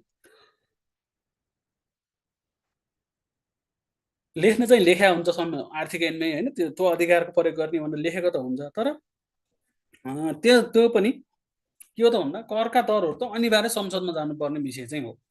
अनि व्यक्तिगत आय करका दर र संस्थागत करका दर छुट दर चाहिँ स्थिर नहुनु होइन। तपाईँको चाहिँ अर्थ मन्त्रालयमा भएको राजस्व व्यवस्थापन महाशाखाको कामै राजस्व छुट महाशाखा बनाए हुन्छ त्यसलाई भन्ने चाहिँ नि अलिकति साथीहरूले व्यङ्ग्य पनि गर्छन्। अनि मूल्य अभिवृद्धि कर ऐन, आयकर ऐन, अन्तशुल्क ऐन, भन्सार ऐन लगायतका कानुन तथा नियमहरू लागू भएको लामो समयसम्म पनि ऐनद्वारा व्यवस्था गरिएका समग्र कानुन प्रबन्धको कारण हुन नसक्दा करको आधार र दायरामा चाहिँ वृद्धि हुन सकेका छैन। अनि अब करका दरहरूको निर्धारण गर्दा कर तटस्थता, राजस्व जोखिम र अर्थतन्त्रमा पर्न सक्ने प्रभावको अध्ययन आकलन चाहिँ भएको छैन होइन। त्यसले गर्दाखेरि कर प्रणाली तटस्थ भएको छैन। अनि यसबाट सरकारप्रति निजी क्षेत्र र नागरिकको विश्वासमा वृद्धि हुन सकेको अवस्था पनि छैन। अनि विश्व अर्थतन्त्र र अर्थतन्त्रको संरचनामा देखेका संरचनात्मक परिवर्तनका आधारमा कराधारको संरक्षण, करको नयाँ क्षेत्रहरूको पहिचान गरी करको दायरा विस्तारका लागि कर कानुनहरूमा समय सापेक्ष सुधार हुन चाहिँ सकेका छैन भन्ने विषय छ होइन। अब कराधार संरक्षणका विषयहरू होइन, त्यसले त्यो गर्न नसक्दाखेरि अपेक्षित राजस्व सङ्कलन हुन सकेका छैन। अनौपचारिक अर्थतन्त्र चाहिँ छ, करिब 41% अनौपचारिक अर्थतन्त्र छ भन्छ होइन। त्यसलाई चाहिँ नि करको दायरामा ल्याउन सकिएको छैन पूर्ण रूपमा। अब कर प्रणालीमा कर चाहिँ नि करदातामा पनि कर कानुनको परिपालनाको चाहिँ विषय चाहिँ अब ठुलो समस्याको रूपमा छ होइन। अनि विद्युतीय प्रणालीको उपयोगको विषयहरू छ होइन। व्यापार सहजीकरणका विषयहरू छन्। तपाईँको चाहिँ करका विवादको शीघ्र समाधानको चाहिँ उपाय र स्थायी संयन्त्रको अभाव चाहिँ देखिन्छ होइन। करदाता कर विवादका विषयवस्तुहरूको न्यायिक निरूपणले लामो समय लिएको जस्तो पुनरावलोकनको चाहिँ प्रशासनिक पुनरावलोकनको चाहिँ 60 दिनभित्र टुङ्गाउनु पर्छ भन्ने विषय छ होइन। अब रायसो न्यायाधिकरणमा पनि 6 महिनाभित्र टुङ्गो चाहिँ लाउनु पर्छ भन्ने विषय त छ, तर अब त्यो करदाता कहिले सर्वोच्चमा गइदिन्छ होइन, कहिले उच्चमा गइदिन्छ। त्यसले गर्दाखेरि अब त्यो विषयहरू चाहिँ समस्याग्रस्तै देखिन्छन् कि अब त्यसको अन डोर चाहिँ नि सिस्टम चाहिँ हुनुपर्छ त्यो न्यायिक निरूपणको पनि। सुधारका लागि के गर्ने भन्दा कर कानुनको परिपाला परिपालनाको संस्कृतिको विकास गराउनु पर्यो होइन। करको क्षेत्र र दायरा विस्तार गर्दै लैजानु पर्यो। अनि संहिता अनुकूलको राष्ट्रिय कर नीति बनाई तिनै तहमा एकरूपता कायम गर्नु पर्यो। अनि कर शिक्षालाई प्रभावकारी रूपमा सञ्चालन गर्नु पर्यो। राजस्व प्रशासनलाई सरलीकरण र करदाता मैत्री बनाउँदै लैजानु पर्ने विषयहरू छन् होइन। अनि कर प्रशासनमा इमान्दारिता, व्यावसायिकता, पारदर्शिता, जवाबदेहिता, नैतिकता र सदाचारको प्रवर्धन गर्नुपर्ने विषयहरू चाहिँ धेरै छन्। अब राजस्व प्रशासन अझै बढी नैतिकवान हुनुपर्छ भन्ने मान्यता हो, किनभने राज्यको आयसँग जोडिएको विषय हो र राज्यलाई चाहिँ नि राज्यको आम्दानी व्यवस्थित गर्ने विषय चाहिँ राजस्व प्रशासनले गर्ने भएको भएर यो अझै बढी नैतिकवान र सदाचार हुनुपर्छ। अनि गैर कर सङ्कलनमा संलग्न निकायसँग प्रभावकारी समन्वय बढाउनु पर्यो होइन। तपाईँको अहिले पनि राजस्वमा चाहिँ गैर करको राम्रै योगदान देखिन्छ, तथापि गैर करको चाहिँ नि अब खासै लक्ष्य एक गैर करबाट यति उठ्ला भन्ने चाहिँ हुन्छ, तथापि चाहिँ प्रत्येक चाहिँ निकाय जस्तो गैर कर त गृहले उठाउँछ, उद्योगले उठाउँछ, पर्यटनले उठाउँछ, भूमिले हरेक किसिमले उठाउँछ नि, हरेक मन्त्रालय निकायहरूले उठाउँछन् नि त। त्यो भइसकेपछि तिनीहरूको पनि एक किसिमको चाहिँ नि ऊ चाहिँ छ क्या तपाईँको चाहिँ नि तिनीहरूको पनि लक्ष्य तोक्नुपर्छ भन्ने हो। कर र राजस्व होइन, कर र राजस्वको चाहिँ त्यति धेरै समस्या छैन होइन। कर भन्दा बित्तिकै करमा मात्रै जानु पर्यो होइन। अनि राजस्व भनेपछि राजस्वमा त धेरै विषय पऱ्यो, कर, गैर कर होइन, यस्ता विषयहरू। गैर करको दर भन्ने नै त्यति छलफलै हुँदैन नि। गैर कर भनेको जस्तो भिसाको विषय चाहिँ कानुन सम्बन्धित यो अध्यागमन ऐनले व्यवस्थित गर्ने विषय हो होइन। त्यो चाहिँ नि छलफल संसदमा चाहिँ नि छलफल गरेर पनि हुने विषय होइन, त्यो कानुनमा संशोधन गरिदिँदा बित्दै सकियो। तपाईँको चाहिँ त्यो कतिपय चाहिँ त्यो सिंहदरबार वैद्यखाना होइन, अर्को चाहिँ यो त्यो कुकुरलाई खोप लाउने चाहिँ नि ऊ छ नि, त्यो के भन्छ त्यसलाई, त्यो उसमा टेकुमा भएको एउटा चाहिँ अस्पताल छ क्या, त्यहाँ चाहिँ तपाईँको चाहिँ त्यो कुकुर पाल्नेहरू शौखिन शौखिन मान्छेहरू चाहिँ तपाईँको चाहिँ नि गाडीमा कुकुर लिएर जान्छन् होइन। तपाईँको चाहिँ नि अब त्यो लग्जरी गाडीमा कुकुर हालेर लैजान्छन् र 20 रुपियाँ चाहिँ नि र मात्रै छ क्या त्यहाँ रहेछ होइन। त्यस्तो विषयलाई चाहिँ बढाउनु पर्ने छ नि त। यावत विषयहरू छन् साथीहरू। गैर करमा धेरै समस्या छ। त्यो गैर करलाई चाहिँ तपाईँ मेरो मान्यता त के हो भने हाम्रो भिसा शुल्क जस्तो चाहिँ नि $30 सुरु हुन्छ होइन। अब $100 $100 आएर मान्छे चाहिँ महिनौ बसेका छन्। तपाईँको चाहिँ $100 पनि कहीँ बस्न पाइन्छ भने यो त हुँदै नभएको छैन। कम्तीमा चाहिँ $200 त कम्तीमा हुनु पर्यो, न्यूनतम चाहिँ $200 तिर्नै हुनुपर्छ क्या, त्यो हुनुपर्छ होइन। अब गैरकर सङ्कलनमा निकायहरू प्रभावकारी समन्वय भएन होइन। चुहावट नियन्त्रणका लागि प्रविधिको उपयोग गर्नु पर्यो, अनौपचारिक अर्थतन्त्रलाई औपचारिक बनाउनु पर्यो होइन, कर सहभागिता बढाउँदै लैजानु पर्यो होइन। अब करको चाहिँ सहभागिता भनेको के भने अब तपाईँको चाहिँ नि कर तिर्नुपर्ने दायित्व सिर्जना भएका मान्छेहरूले अनिवार्य रूपमा कर तिर्नु पर्यो होइन भन्ने विषय हो। अब नन फाइलरहरूको चाहिँ नि एकदमै डाटा बढिरहेछ होइन। त्यो चाहिँ नि अब करको सम्बन्धमा चाहिँ नि ठुलो समस्याको रूपमा रहेको छ। अनि कर परीक्षणलाई व्यवस्थित र वैज्ञानिक बनाउँदै लैजानु पर्यो। अनि भ्रष्टाचार नियन्त्रण गर्ने जस्ता विषयहरू चाहिँ यसका सुधारका लागि उपायहरू चाहिँ हुन सक्छन्। अब संहितामा वित्तीय हस्तान्तरणको औचित्य पुष्टि गर्दै वित्तीय संहिता कानुनका चुनौतीहरू लेख्नुहोस् भनेको छ होइन। अब यो विषय चाहिँ तपाईँहरूको तपाईँहरू धेरैलाई चाहिँ ज्ञान भएको विषय हो होइन। वित्तीय हस्तान्तरण चाहिँ तपाईँको चाहिँ संहितामा वित्तीय हस्तान्तरण चाहिँ प्रमुख विषय हो होइन। तपाईँहरूलाई म एउटा चित्र बनाएर चाहिँ चित्र बनाएको थिएँ यहाँ राख्नको लागि चाहिँ जस्तो छ चाहिँ जस्तो संहिता वित्तीय संहितामा तपाईँको चाहिँ नि कार्य जिम्मेवारी एउटा पिल्लर छ। त्यो कार्य जिम्मेवारी चाहिँ नि संविधानको अनुसूचीमा व्यवस्थित गरेको छ, कुन तहले कुन काम गर्ने भनेर होइन।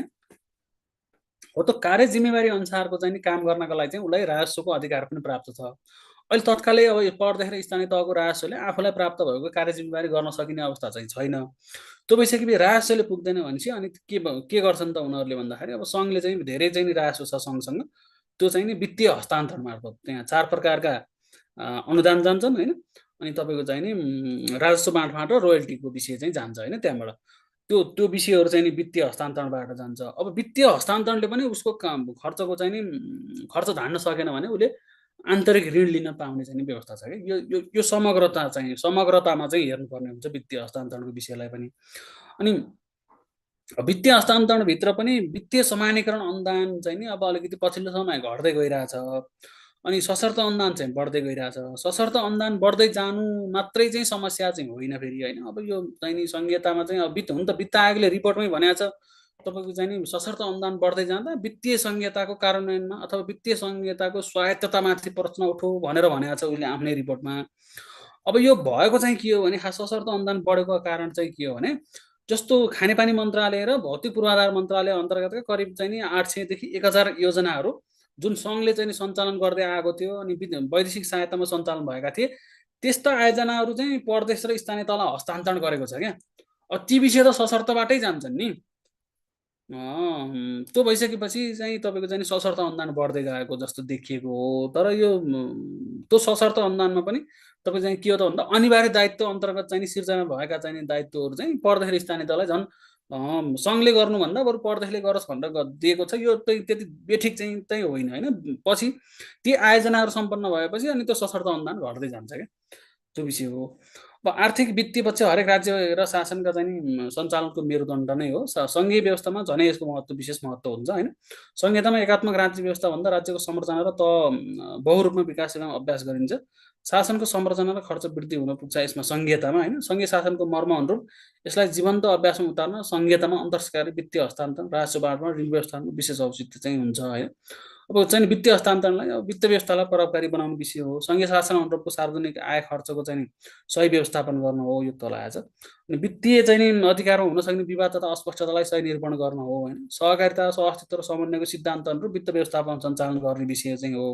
अर्को विकास निर्माण समृद्धिमा चाहिँ आपसी सहयोग समन्वय र सहकारी गर्न र ऋण व्यवस्थापनलाई सही दिशा निर्देश गर्न चाहिँ यसको चाहिँ आवश्यकता छ भनेर भन्न सकिन्छ। अब वित्तीय संहिता कार्यान्वयनका चाहिँ त अब धेरै चुनौतीहरू छन् होइन। तपाईँको चाहिँ खर्चको लेखाजोखाको विषयदेखि लिएर तहगत रूपमा हुने समन्वयको चाहिँ विषय छ होइन।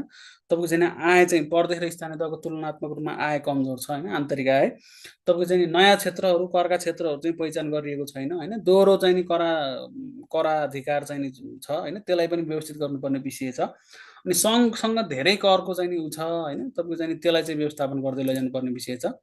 अनि तपाईँको चाहिँ बाँडफाँड भने जस्तो 70 चाहिँ नि 15 छ त्यसलाई पनि अलिकति हेरफेर गर्नुपर्ने हो कि। अनि तपाईँको चाहिँ यो प्राकृतिक स्रोतको रोयल्टीको विषय छ होइन 50-25-25 त्यसलाई पनि हेरफेर गर्दै लैजानु पर्ने। जसको जोसँग बढी चाहिँ नि सम्भावना छ त्यसले चाहिँ आफ्नो स्रोत साधनको चाहिँ उचित रूपमा चाहिँ प्रयोग गर्नुपर्छ होइन। त्यो गर्न सकिएन भने वित्तीय संहिता चाहिँ कार्यान्वयनमा ल्याउन सकिँदैन भन्ने विषय चाहिँ नि छ।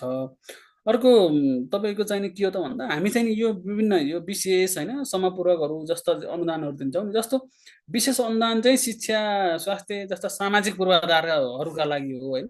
अनि समपूरक अनुदान भनेको भौतिक पूर्वाधारहरूको लागि हो क्या। अनि त्यसको चाहिँ खासमा चाहिँ ठ्याक्कै कार्यान्वयन चाहिँ भएको छ कि छैन भन्ने विषय अर्को चुनौतीपूर्ण छ क्या।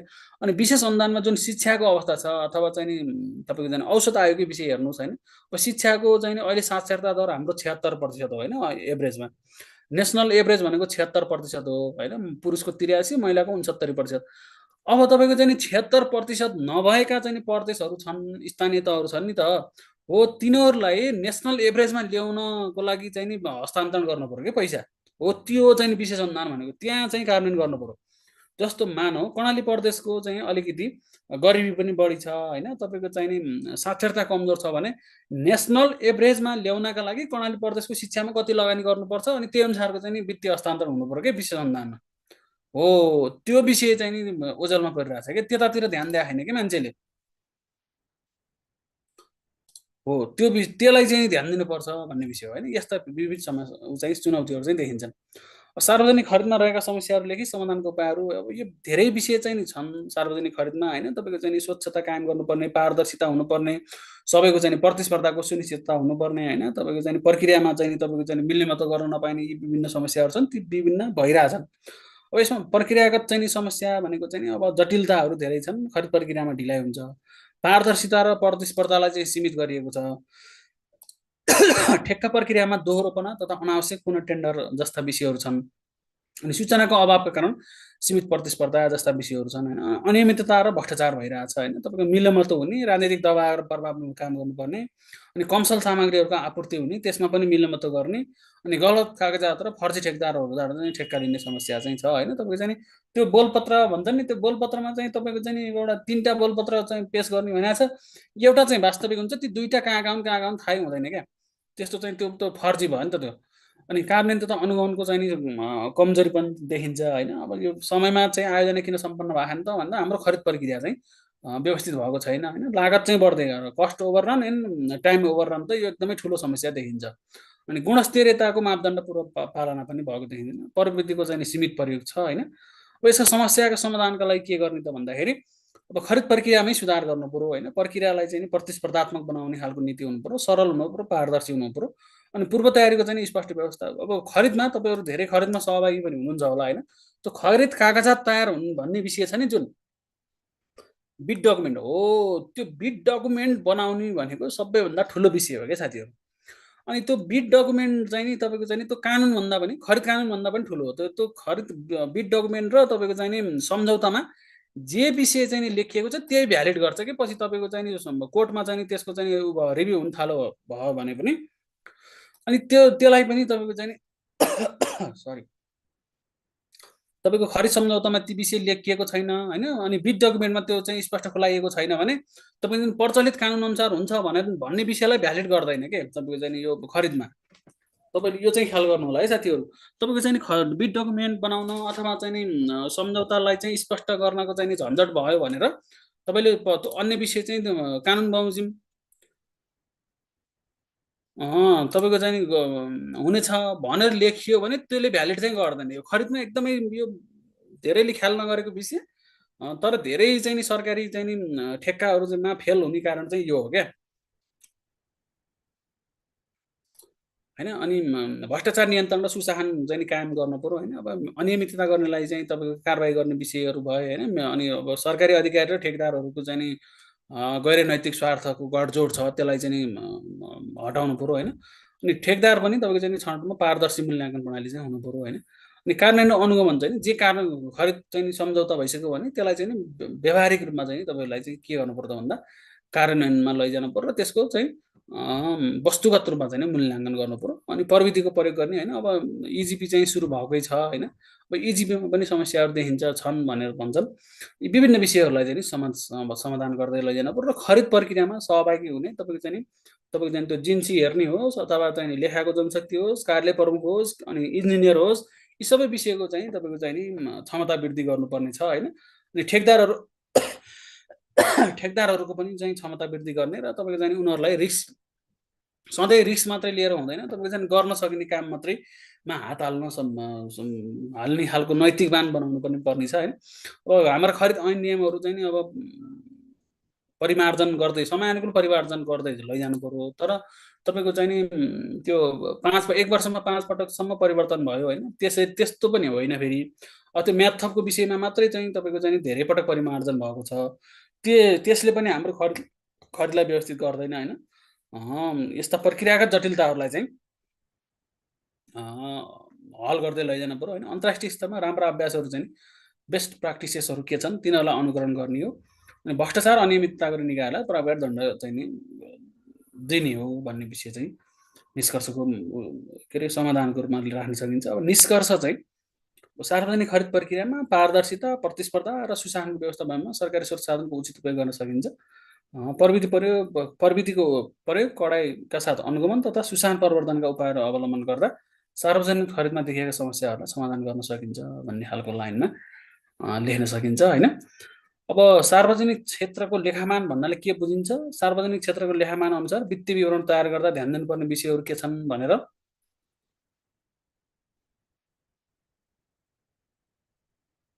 हो। पारा त खराबै भयो, पारा चाहिँ परिवर्तन गर्नुपर्ने छ। ठिक हो। टिआरसी जस्तै एकबार प्रणाली चाहियो, त्यो पनि हो। उसमा छ नि त तपाईँको नियमावलीको 145मा सार्वजनिक खरिद कार्यालय स्थापना गर्ने भन्ने व्यवस्था छ होइन। नियमावलीको नियम 145 हेर्नुभयो भने तपाईँले त्यहाँ देख्नुहुन्छ त्यहाँ सार्वजनिक खरिद कार्यालय स्थापना गर्ने भनेको छ। अब कार्यान्वयनमा जाँदैन क्या, राम्रो कुरो कार्यान्वयनमा कहाँ जान्छ त? नियतमै समस्या हो। ठिक हो, नियत नियत नै खराब हो कि खासमा। अब खरिद अनुगमन कार्यालयको भूमिका भनेको चाहिँ नि अब यो नमुना बोलपत्र कागजातहरू तयार गरिदिन्छ होइन, तपाईँको चाहिँ नि राय सल्लाह सुझाव दिन्छ। अनि चाहिँ नि खरिद अनुगमन कार्यालयमा एउटा चाहिँ नि यो खरिद पुनरावलोकन समिति भन्ने हुन्छ, यो सर्वोच्चको न्यायाधीश अथवा के अरे उसबाट रिटायर भएको एउटा न्यायाधीश अथवा को उसमा संयोजकत्वमा होइन, त्यसले चाहिँ नि त्यहाँ आएका परेका उजुरीहरूको छानबिन गर्छ। विशेष गरी राय दिने र नमुना बोलपत्र कागजातहरू तयार गर्ने हो। अनि तपाईँको चाहिँ तालिम प्रदान गर्ने, खरिदसँग सम्बन्धित विभिन्न तालिमहरू सञ्चालन गरेर क्षमता अभिवृद्धि गर्ने काम चाहिँ खरिद अनुगमन कार्यालयले गर्छ। अब सार्वजनिक क्षेत्रको लेखामान भन्नाले के बुझिन्छ भन्ने चाहिँ एउटा क्वेसन छ। यसको चाहिँ लेखामान तयार गर्दा ध्यान दिनुपर्ने विषय भनेको छ होइन। अब लेखा सम्बन्धी कार्य र प्रतिवेदन प्रणालीलाई सुव्यवस्थित एवं नियमित गर्नका निमित्त लेखामान बोर्डबाट निर्दिष्ट गरिएका मापदण्ड होइन, मार्गदर्शनलाई चाहिँ सार्वजनिक क्षेत्रको लेखामान भनिन्छ होइन। तपाईँको यो लेखामान बोर्ड भन्ने छ, त्यो लेखामान बोर्डले तोकिएको मापदण्डलाई नै सार्वजनिक क्षेत्रको लेखामान भनिन्छ कि। सार्वजनिक क्षेत्रमा उपयोग गर्ने भनेर लेखामान बोर्डले तयार गरेको मापदण्ड अथवा मार्गदर्शन नै सार्वजनिक क्षेत्रको लेखामान हो होइन। चार्टर्ड एकाउन्टेन्ट एन्ड 2053 को दफा 2 को यहाँ 5 अनुसार लेखामान यो एकाउन्टिङ स्ट्यान्डर्ड भन्ने छ होइन। लेखा व्यवसाय वा वित्तीय प्रतिवेदनलाई सुव्यवस्थित र नियमन गर्नको लागि लेखामान बोर्डबाट व्यवस्थित वा सिफारिस गरिएका लेखामान र तत्सम्बन्धी निर्देशिका तथा व्याख्या होइन, निर्देशिका तथा व्याख्या सम्झनुपर्छ भनेर चाहिँ लेखामानको परिभाषा गरेको अवस्था चाहिँ छ। यो आइएफएसीले पब्लिक सेक्टर कमिटीद्वारा विकसित cash basis international public sector accounting standard भनेको छ मा आधारित चाहिँ नि मान चाहिँ सार्वजनिक क्षेत्रको लेखामानको रूपमा विकास गरिएको होइन। यो मान चाहिँ नेपाल चार्टर्ड एकाउन्टेन्ट ऐन 2053 अनुसार स्थापित नेपाल लेखामान बोर्ड छ नेपालमा पनि। यो accounting standard board of Nepal भन्ने छ, त्यसले चाहिँ व्यवस्थापन गरेको अथवा त्यसले निर्माण गरेका चाहिँ सार्वजनिक क्षेत्रमा उपयोग गर्ने भनेर तय गरिएका मापदण्ड र मार्गदर्शनहरू नै सार्वजनिक क्षेत्रको लेखामान हो। अब यो चाहिँ प्रयोग गर्ने भनेर 66-35 नेपाल सरकारले निर्णय गरेर अहिले यही सार्वजनिक क्षेत्रमा चाहिँ लेखामान चाहिँ कार्यान्वयनमा रहेको चाहिँ छ। यसमा दुई भाग छन्, एउटा बाध्यात्मक भाग छ पहिलो भाग होइन, यो नगद आधार लेखाङ्कनको वित्तीय प्रतिवेदनलाई चाहिँ समेटेको हुन्छ अहिले होइन। नेपाल सरकारको चाहिँ अब सार्वजनिक क्षेत्रको लेखामानको आधार नै नगदमा आधारित हो होइन।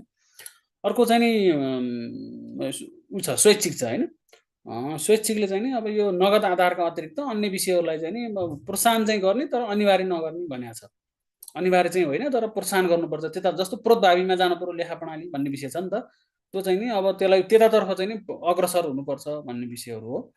अब ध्यान दिनुपर्ने विषय सार्वजनिक क्षेत्रको लेखामान तयार गर्दा ध्यान दिनुपर्ने विषय भनेको प्रतिवेदन अवधि होइन। तपाईँको चाहिँ कति कुन समयमा चाहिँ नि प्रतिवेदन गर्दै हो भन्ने विषय चाहिँ नि त्यसलाई चाहिँ नि ध्यान दिनु पर्यो होइन। आर्थिक वर्षको अवधिलाई विवरण तयार गर्नु पर्यो होइन। तपाईँको चाहिँ नि वैशाखदेखि चैत होइन कि साउन 1 गतेदेखि असार मसान्त भन्ने विषय चाहिँ त्यसलाई ध्यान दिनु पर्यो। अर्को समयबद्धता होइन, तपाईँको चाहिँ वार्षिक प्रतिवेदन आर्थिक वर्ष समाप्त भएको 3 महिनाभित्र तयार गर्नुपर्छ होइन। त्यस्ता विषय छन्, त्यसलाई समयबद्धतालाई पनि ध्यान दिनु पर्यो। अर्को प्रमाणित मिति होइन, अनि वित्तीय विवरण तयार गर्दा प्रमाणित गर्नेको नाम पद मिति उल्लेख हुनु पर्यो होइन। अनि वित्तीय विवरण संशोधन गर्न सक्ने अधिकार कुनै अर्को निकायलाई तोकिएको भएमा सो समेत लेखा टिप्पणीमा चाहिँ खुलासा गर्नुपर्छ भन्ने छ। अर्को निकाय सम्बन्धी जानकारी इन्फर्मेसन एबाउट द एन्टिटी हुन्छ होइन। निकाय स्थापना गर्ने आधार, सङ्गठनात्मक स्वरूप, क्षेत्राधिकार, ठेगाना यस्ता विषय चाहिँ उल्लेख गर्नु पर्यो होइन। त्यसका प्रमुख क्रियाकलापहरू के हुन् भन्ने विषय चाहिँ हुन्छ। अर्को नगद मौजदार तथा सापट्टि पहुँचमा बन्दैछ होइन। अब यस सम्बन्धमा चाहिँ के हुन्छ त भन्दा निकायले उपयोग गर्न नपाउने नगद रकम, बाह्य प्रतिबन्ध भएको उल्लेख्य नगद मौजदार, भविष्यमा कुनै क्रियाकलापको लागि पुँजीगत प्रतिबद्धता पुरा गर्न उपलब्ध हुन सक्ने प्रयोगमा प्रतिबन्ध लगाएको रकम जस्ता विषय चाहिँ खुलासा गर्नु पर्यो क्या। वित्तीय विवरणको पहिचान हुनु पर्यो होइन। अब यो वित्तीय विवरणका हरेक अंशहरू स्पष्टसँग पहिचान गर्न सकिने हुनुपर्छ। पहिचान अन्तर्गत प्रतिवेदन पेश गर्ने, निकायको नाम, पहिचानको आधार, वित्तीय विवरणमा कुनै आर्थिक निकायलाई समेटेको छ भन्ने कुरा, प्रतिवेदन मिति वा वित्तीय विवरणले समेटेको अवधि होइन, प्रतिवेदनको मुद्रा अङ्कहरू समावेश गर्दा प्रयोग गरेको यथार्थताको स्तर चाहिँ खुलाउनु पर्छ भने। अर्को त्रुटिको सुधार, करेक्सन अफ इरर। अनि अब वित्तीय विवरण प्रस्तुत गर्दा गरिएको नगद मौजदारमा कुनै त्रुटि देखिएमा त्रुटिको प्रकृति, सच्याइएको रकम आदि स्पष्ट चाहिँ नि व्याख्या गर्नुपर्छ भन्ने विषय छ। अर्को एकीकृत चाहिँ नि अब कन्सोलिडेटेड फाइनेन्सियल स्टेटमेन्ट, वित्तीय विवरण तयार गर्दा कुन कुन निकायको वित्तीय प्रतिवेदनलाई एकीकृत गरिएको छ सोको विवरण पनि त्यहाँ हुनु पर्यो क्या तपाईँको चाहिँ नि अर्थ के अरे गृह मन्त्रालयले बनाएको हो भनेपछि तपाईँको चाहिँ नि गृहको चाहिँ नि के हो त चाहिँ त्यसमा सबै पुलिस छ सशस्त्र छ कारागार छ अध्यागमन छ होइन तपाईँको जिल्ला प्रशासन कार्यालयहरू सबै छन् कि के हो भन्ने विषय चाहिँ खुलासा हुनु पर्यो भन्ने भयो अर्को कार्यमूलक छ होइन यो पर्फर्मेन्स अडिट हो होइन यो कार्यमूलक लेखा परीक्षण भनेको विशेष गरी कार्यमूलक लेखा परीक्षण अब वित्तीय परीक्षणले चाहिँ नि त्यो फाइनेन्सियल चाहिँ नि स्टेटमेन्टहरूको मात्रै चाहिँ नि परीक्षण गर्छ होइन भने कार्यमूलक परीक्षणले चाहिँ नि तोकिएको सङ्गठनले तोकिएको लक्ष्य उद्देश्य प्राप्त गर्यो कि गरेन भनेर अलिकति बृहत किसिमको चाहिँ नि अडिट हुन्छ यो कार्यमूलक लेखा परीक्षणमा होइन यसमा चाहिँ गरेको काम खर्च र कार्यक्रमहरूको प्रभावकारिता दक्षता आर्थिक मितव्ययिता मूल्याङ्कन गर्ने चाहिँ नि काम हुन्छ कार्यमूलक लेखा परीक्षणमा विशेष गरी कार्यमूलक भन्दा बित्तिकै नामले नै हेर्नु पर्फर्मेन्स अडिट त्यसलाई तोकिएको निश्चित चाहिँ उद्देश्य छ त्यो उद्देश्य परिपूर्ति गर्नका लागि चाहिँ नि तपाईँको चाहिँ स्रोत साधनको व्यवस्था गरिएको छ त्यो स्रोत साधनमा पनि तपाईँको चाहिँ वित्तीय स्रोतको पनि व्यवस्था छ ती सबै स्रोत साधनको प्रयोग गरेर त्यसले तोकिएको उद्देश्य प्राप्त गर्न सक्यो कि सकेन र त्यो उद्देश्यको चाहिँ प्रभावकारिता चाहिँ रिजल्टमा अथवा तपाईँको चाहिँ अझै त्यसमा आउटपुट लेभलमा मात्रै होइन कि आउटकम्स लेभलमा पनि त्यसको प्रभाव के देखिएको छ भन्ने विषयको चाहिँ लेखाजोखा गर्ने काम चाहिँ कार्यमूलक लेखा परीक्षणमा हुन्छ साथीहरू अब यसले चाहिँ संस्थाको कामले लक्षित उद्देश्य पुरा गरेको छ कि छैन भन्ने काम चाहिँ जाँच गरिन्छ अब यसमा चाहिँ नि अपेक्षित परिणाम हेरिन्छ होइन स्रोतको उपयोग भएन भएको हेरिन्छ लक्ष्य अनुसार सफल छ कि छैन भन्ने विषय हुन्छ अनि लागत चाहिँ न्यून गरिएको छ कि छैन होइन लागत चाहिँ तपाईँको धेरै खर्च गरिएको छ लक्ष्य प्राप्त गर्ने नाममा लागत पो बढी महँगो बनाइएको छ कि भन्ने विषय पनि फेरि यसमा हेरिन्छ क्या र सुधारका लागि चाहिँ सिफारिसहरू चाहिँ दिइन्छ होइन तपाईँको चाहिँ अब यस्तो काम भइरहेको छ यति स्रोत प्रयोग गरेर यो किसिमको लक्ष्य चाहिँ प्राप्त गरिरहेको छ सङ्गठनले यसमा चाहिँ यो सुधार गर्न सकियो भने अझै यसमा चाहिँ प्रभावकारिता आउँछ भनेर सुधारका लागि सिफारिस चाहिँ दिइन्छ यसमा तपाईँको चाहिँ कार्यमूलक लेखा परीक्षण छनौटका आधारहरू एउटा जोखिम हुन्छ होइन बढी बजेट भएको चाहिँ कार्यक्रम आयोजनाहरूमा हुन सक्यो भ्रष्टाचार अनियमितता भएका तपाईँको दैनन्दिन समाचारमा आइरहेका विषयहरू हुन सक्यो होइन अनि सरकार र संस्थाका नीति कार्यक्रमहरू प्रभावहीन हुन सक्ने सम्भावना भएका क्षेत्रहरूमा पनि हुनसक्छ होइन यस्ता विषयहरू हुन्छन् जहाँ जोखिम छ त्यहाँ चाहिँ कार्यमूलक लेखा परीक्षण गर्छ अब कार्यमूलक लेखा परीक्षण त्यति धेरै चाहिँ गर्दैन है वर्षको 12-13वटा मात्रै गर्छ तपाईँको चाहिँ महालेखा परीक्षक कार्यालयले होइन तपाईँ साथीहरू कोही हुनुहुन्छ होला महालेखा परीक्षक कार्यालयबाट पनि अनि त्यहाँ हेर्नुभयो भने त्यो अलिकति उसमा नपरेको अलिकति प्राथमिकतामा नपरेको होइन ओझेल परेको जस्तो देखिन्छ कि यो कार्यमूलक लेखा परीक्षण चाहिँ अनि सार्वजनिक चासोको विषय चाहिँ नि हुन्छ अर्को जनताले बढी महत्त्व राख्ने कार्यक्रम सेवा क्षेत्रहरू होइन शिक्षा स्वास्थ्य पूर्वाधार सामाजिक प्रभाव पार्ने विषयहरू होइन अनि सेवाग्राहीहरूबाटै गुनासो र असन्तुष्टि आइरह्यो भने पनि त्यस्ता विषयमा पनि कार्यमूलक हुन्छ अनि बजेट के छ होइन ठुलो बजेट छ होइन तपाईँको चाहिँ नि ठुलो लगानी गरिएको छ अनि उच्च आर्थिक भार पर्ने चाहिँ नि जोखिम छ होइन त्यस्ता विषयलाई त्यस्ता क्षेत्रहरूको पनि कार्यमूलक लेखा परीक्षण हुन्छ अर्को रणनीतिक लक्ष्यहरू होइन सरकार संस्थाको दीर्घकालीन योजनासँग सम्बन्धित विषय छ अब त्यो लक्ष्य चाहिँ एकदमै रणनीतिक महत्त्वको हो होइन त्यो कार्यान्वयन भयो भने राम्रो हुन्छ तथापि कार्यान्वयन भयो कि भएन भनेर पनि हेर्ने चाहिँ चलन हुन्छ क्या कार्यमूलक लेखा परीक्षणमा जस्तो दिगो विकास लक्ष्य जस्ता राष्ट्रिय अन्तर्राष्ट्रिय प्राथमिकता अनुरूपका परियोजनाहरू त्यस्तो विषय चाहिँ हुन्छ होइन अनि विगतका लेखा परीक्षणका प्रतिवेदनहरूले पनि विभिन्न कमजोरीहरू दिइरहेछ त्यो निरन्तर त्यस्ता कमजोरीहरू दोहोऱ्याइरहेछ होइन दिएका सुझावहरू पनि कार्यान्वयन भएका छैनन् भने पनि त्यसलाई पनि आधार लिन्छ अर्को कानुनी नियामक आवश्यकता हुन्छ तपाईँको चाहिँ कानुन नियम उल्लङ्घन भएको आशंकाका विषयहरू अर्को एउटा महत्त्वपूर्ण विषय एउटा यसमा छुटेछ होइन यो कतिपय चाहिँ सङ्गठनहरू आफै पनि कार्यान्वयन लेखा परीक्षण गर्दै भनेर अनुरोध पनि गर्छन् क्या त्यो पनि एउटा छनौटको आधार हुन्छ क्या कार्यालयको अनुरोध एउटा छुट्टे है यहाँ छुटेछ कार्यालयहरूले महालेखा नियन्त्रक कार्यालय परीक्षा कार्यालयलाई नै अनुरोध गर्छन् क्या ल हाम्रो चाहिँ कार्यमूलक लेखा परीक्षण गरिदियो भनेर चाहिँ अनुरोध गर्यो भने अनि त्यस्तो अवस्थामा पनि उसले चाहिँ नि गरिदिन्छ एउटा चाहिँ त्यो छनौटको मापदण्ड एउटा त्यो चाहिँ हो है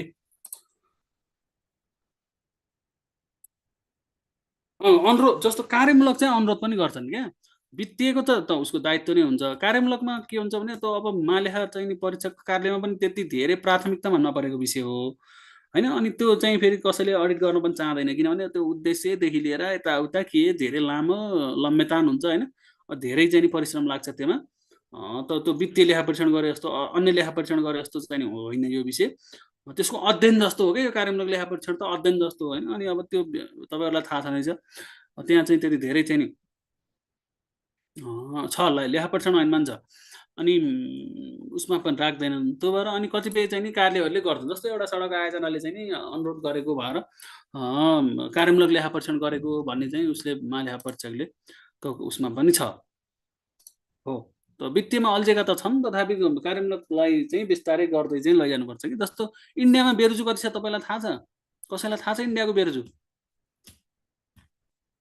थाहा छैन नि होइन इन्डियाले पब्लिसै गर्दैन बेरोजु यति छ भनेर नेपालमा मात्रै यो बेरोजु भन्यो कि तपाईँको चाहिँ नि होइन सबै सके देशै सकियो भन्ने चाहिँ नि आउँछ नि त त्यो इन्डियामा चाहिँ तपाईँको चाहिँ नि अडिट हुन्छ अडिट मजाले गर्छ तर बेरोजु कति छ भन्ने अङ्क बाहिर आउँदैन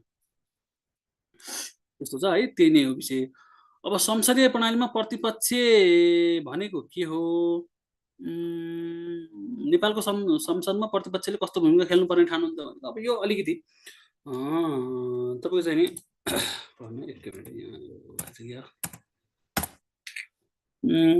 के हो त भने संसदीय प्रणाली यहाँहरूले अध्ययन गर्नुभएकै छ होइन अब यसलाई म भोलि बनाएर पठाइदिन्छु अनि संसदीय प्रणालीमा संसद प्रतिपक्षको सरकार चाहिँ सत्तापक्षको भन्ने चाहिँ त चलन त सुन्नुभएकै छ राजनीतिक हाम्रा नेताहरूले पनि भाषण त्यही अनुसार गरेकै हुनुहुन्छ होइन अनि संसदमा चाहिँ तपाईँको चाहिँ आम सर्वसाधारणको आम जनताको हित र भलाइको होइन पिरमर्काको विषयहरू चाहिँ उठाउने काम चाहिँ विशेष गरेर सरकारमा सहभागी नभएका दलहरूले गर्ने गर्छन् होइन त्यो भएर आम त्यो सरकारलाई जनताका चाहिँ नि माग र आवश्यकताप्रति चाहिँ सचेत बनाउने होइन अनि उनीहरूलाई चाहिँ जनताका माग र आवश्यकता सम्बोधन गर्नका लागि चाहिँ नि तपाईँको चाहिँ नि गर्ने झकझक्याउने होइन तपाईँको चाहिँ नि त्यस्ता विषयमा चाहिँ प्रतिपक्षले नै भूमिका खेल्ने हो क्या खासमा होइन अनि तपाईँको चाहिँ आम जनताको चाहिँ गुनासो राख्ने ठाउँ हो होइन तपाईँको सरकारले गरेका काम कारबाहीहरू ठिक भएनन् भनेर सरकारलाई फेरि निर्देशन दिन चाहिँ अब संसद सभामुख मार्फत निर्देशन पनि दिन सकिने अवस्था हुन्छ संसदबाट होइन यो भएर प्रतिपक्षको एकदमै महत्त्वपूर्ण भूमिका हुन्छ संसदमा होइन सरकारले त तपाईँले आफूले गरेको कामको विरोध त गर्दैन सामान्यतया गर्दैन नि त होइन अब अहिले पछिल्लो समय अलिअलि एक दुईजना नेताहरूले आफ्नै सरकारका मन्त्रीहरूको पनि विरोध त गर्नुहुन्छ तथापि अब त्यो नगर्ने भने भोलि टिक्न सकिन्न कि भन्ने हिसाबले गरेको संसदीय प्रणालीमा तपाईँहरूलाई कति थाहा छ कि छैन संसदीय प्रणालीमा तपाईँको चाहिँ नि मन्त्री परिषदको बैठक हुन्छ नि त्यसमा तपाईँको चाहिँ नि कतिपय मन्त्रीहरूले बाहिर आएर भन्ने गर्नुहुन्छ होइन अनि मैले चाहिँ नोट अफ डिसेन्ट लेखेँ के लेखेँ भन्नुहुन्छ नि होइन त्यो नोट अफ डिसेन्ट लेख्ने भन्ने नै हुँदैन के संसदीय प्रणाली यो हाम्रो वेस्ट मिनिस्टरियल क्याबिनेट सिस्टममा प्रधानमन्त्रीले भनेको भन्दा बाहिर गएर तपाईँले कसैले चाहिँ त्यो विषयमा असहमति जनाउँछ भने त्यो मन्त्रीले राजीनामा दिने हो प्रधानमन्त्रीको चाहिँ ऊभन्दा बाहिर जानै पाइँदैन अब जहाँ ऊ मन्त्रीको राजीनामा दिँदैन भने त्यो प्रधानमन्त्रीको चाहिँ निर्णयमा ऊ चाहिँ सहमत छ भन्ने अर्थ लाग्छ यो बाहिर अब थाहा नभएको विषय जता जे भन्दै पनि हुन्छ तर संसदीय प्रणाली त्यस्तो हुन्छ क्या सत्ता पक्षमा त्यस्तो हुन्छ सरकार पक्षमा के हुन्छ भने तपाईँको चाहिँ नि संसदमा चाहिँ प्रतिपक्ष विशेष गरी प्रतिपक्षका आवाजहरू सुन्ने उनीहरूका चाहिँ नि पिरमर्का जनताका पिरमर्का उनीहरूले बोल्छन् भन्ने मान्यताले चाहिँ यो प्रतिपक्षको चाहिँ ठुलो भूमिका हुन्छ अब नेपालको संसदमा प्रतिपक्षले कस्तो भूमिका खेल्नुपर्ने ठान्नुहुन्छ भन्दा पनि अब त्यही नै हो होइन जनताका माग र आवश्यकताहरूको सम्बोधन हुनु पर्यो गुनासाहरूको सम्बोधन हुनु पर्यो सरकारले गरेका काम कारबाहीहरूको निगरानी राख्नु पर्यो निगरानीमा पनि तपाईँको चाहिँ दलीय प्रभाव नभइकन पनि सोध्छ होइन तपाईँले गरेको काम चाहिँ ठिक छ भने ठिक भनिदिने छैन भने चाहिँ यो सुधार गर्नुपर्छ भनेर रचनात्मक सुझाव दिने चाहिँ हुनु पर्यो तपाईँको चाहिँ विज्ञ चाहिँ नि तपाईँको चाहिँ नि एक किसिमले विज्ञताको चाहिँ उपयोग गर्ने ठाउँ हो तपाईँ कानुन निर्माणमा चाहिँ सरकारलाई झकझकाउनु पर्यो आम सरोकारका विषयहरूमा चाहिँ सरकारलाई कानुनहरू बनाउन अथवा तपाईँको चाहिँ नि अन्य नीतिहरू बनाउनलाई चाहिँ उसलाई निर्देशन दिनु यसरी विभिन्न क्षेत्रमा चाहिँ काम गर्छ होइन विशेष गरी संसदले दुई तीनवटा काम गर्छ होइन जस्तो तीनवटा मुख्य काम गर्छ एउटा पहिलो काम भनेको प्रतिनिधित्व गर्छ आम जनताको प्रतिनिधित्व गर्ने काम चाहिँ संसदले गर्छ होइन त्यहाँ चाहिँ जनताको निर्वाचन जनताको भोटबाट तपाईँको चाहिँ भोट प्राप्त गरिसकेपछि बहुमत प्राप्त गर्ने अब दुई थरी मिश्रित किसिमको भएपछि हाम्रो चाहिँ नि एउटा एफएटिपी छ होइन फर्स्ट पास्ट द पोस्ट अर्को चाहिँ नि अब यो समानुपातिक किसिमको छ होइन तपाईँको यो एफएटिपीमा त तपाईँको चाहिँ डाइरेक्ट जसले चाहिँ बढी मत ल्याउँछ त्यो नै संसद चुनिन्छ त्यो भइसकेपछि एउटा मुख्य काम भनेको प्रतिनिधित्व हो अर्को चाहिँ कानुन निर्माण गर्ने हो संसदले अनि तपाईँको चाहिँ कानुन चाहिँ नि के आवश्यक छ त्यो किसिमका चाहिँ कानुनहरू निर्माण गर्ने अनि सरकारलाई पनि घचघचाइरहने हो अर्को तेस्रो काम भनेको निगरानी हो है संसदका यी तीनवटा काम बुझिराख्नुहोस्, तीनटा भन्दा अरू धेरै कामै छैनन्। तपाईँले जति लेखे पनि यिनै यही भित्र लगाएर व्याख्या विश्लेषण गर्ने हो हेर्नुहोस् हैन। अर्को निगरानी हो। निगरानी के को? सरकारले गरेका काम कारबाहीहरूको, जस्तो नेपालको संविधानमा रहेका नीति निर्देशक सिद्धान्त, अर्को राज्यका दायित्वहरू छन् नि, हो ती विषयहरूको कार्यान्वयन भयो कि भएन, अनि जनताको आम चाहिँ गुनासाहरूको सम्बोधन गर्यो कि गरेन, अनि सन्तुलित क्षेत्रीय चाहिँ नि सन्तुलित रूपमा चाहिँ नि अब यो सबै प्रदेशको विकासको लागि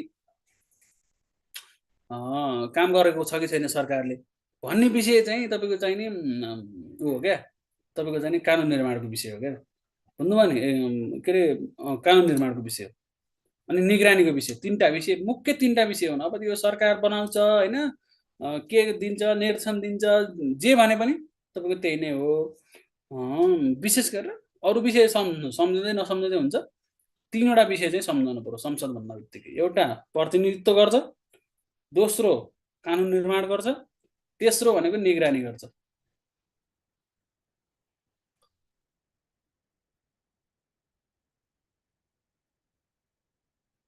ल अर्को अब 10 नम्बरको क्वेसनले के भन्छ भने नेपालमा संहिता कानुनमा रहेका समस्याहरू लेख्दै संहिताको सफल कार्यान्वयनका आधारहरू लेख्नुहोस् भनेर। यसमा पनि तपाईँहरूले धेरै विषय चाहिँ लेख्न सक्नुहुन्छ होइन। तपाईँको चाहिँ अब संहिताको विषय त धेरै नयाँ विषय पनि होइन, तपाईँहरूले अब धेरै पढ्नु भएको पनि छ, कतिपय प्रदेशमै काम गर्नुहुन्छ, सङ्घले गरेको व्यवहार बुझ्नुभएकै छ, अब स्थानीय तहमा हुनुहुन्छ त्यो पनि बुझ्नुभएकै छ होइन। अब संहिताका तीनवटा चाहिँ नि आयामहरू, राजनीतिक संहिता, प्रशासनिक चाहिँ नि संहिता र वित्तीय संहिताको विषयमा तपाईँको चाहिँ नि धेरै समस्याहरू छन्, यो तपाईँहरूले जानिराखेकै विषय हो। अनि त्यो भइसकेपछि यी तिनै क्षेत्रमा रहेर चाहिँ नि के समस्या छन् भनेर हेर्न चाहिँ पर्यो होइन। अब कानुन निर्माणको विषयमा चाहिँ समस्या देखिन्छ होइन, सङ्घीय संरचना अनुसारका चाहिँ नि कानुनहरू नै निर्माण भएनन् होइन, त्यसलाई चाहिँ नि भएका पनि एकात्मक प्रकृतिका भए होइन, अझ अब त्यही अनुसार चाहिँ कानुन भइरहेछन्। अब अधिकारको बाँडफाँड पनि तपाईँको चाहिँ स्पष्ट भएन क्या। तपाईँको कार्य विस्तृतीकरण प्रतिवेदनलाई रिराइट गर्ने भनेको पनि धेरै समय भइसक्यो, त्यो पनि कानुनमा आइसकेका छैन होइन। त्यस्ता विषयहरू छन्। अब संविधानमा तपाईँको चाहिँ यो दोहोरो चाहिँ नि अधिकार राखियो नि, साझा अधिकार, यसले पनि अलिकति चाहिँ नि समस्या ल्याएको त छ। जस्तो पाकिस्तानमा 2018मा चाहिँ नि यो दोहोरो चाहिँ नि साझा अधिकार चाहिँ खारेज गर्यो कि, सूचीबाटै हटाइदियो। यो उसमा चाहिँ हुन्छ होइन। अनि अवशिष्ट अधिकारको कुनैमा चाहिँ अब जस्तो अमेरिकामा चाहिँ परदेशमा छ होइन, तपाईँको परदेशको एकदमै शक्तिशाली हुन्छ अमेरिकाको स्टेटहरू। अब नेपालको सन्दर्भमा चाहिँ सङ्घमा छ, नेपालको र अमेरिकाको चाहिँ त फेरि संहिताको निर्माणै फरक हो। त्यो भएर भन्यो यस्ता विभिन्न समस्याहरू। र वित्तीय समस्या चाहिँ तपाईँको चाहिँ अब स्रोतको व्यवस्थापन चुनौतीपूर्ण भइ नै हाल्यो होइन। अनि सङ्घीय सरकारले कर सङ्कलनको धेरै अधिकार राख्दा प्रदेश सरकारहरू कमजोर बनेका छन्, वित्तीय हस्तान्तरण ढिलो हुन्छ र अनि प्राप्त गर्नेहरूले पनि चाहिँ तिनीहरूको खर्च गर्ने क्षमता पनि छैन। अनि कर्मचारी व्यवस्थापनका समस्याहरू छन् होइन, समायोजनमा असन्तुष्टि छ अहिले पनि।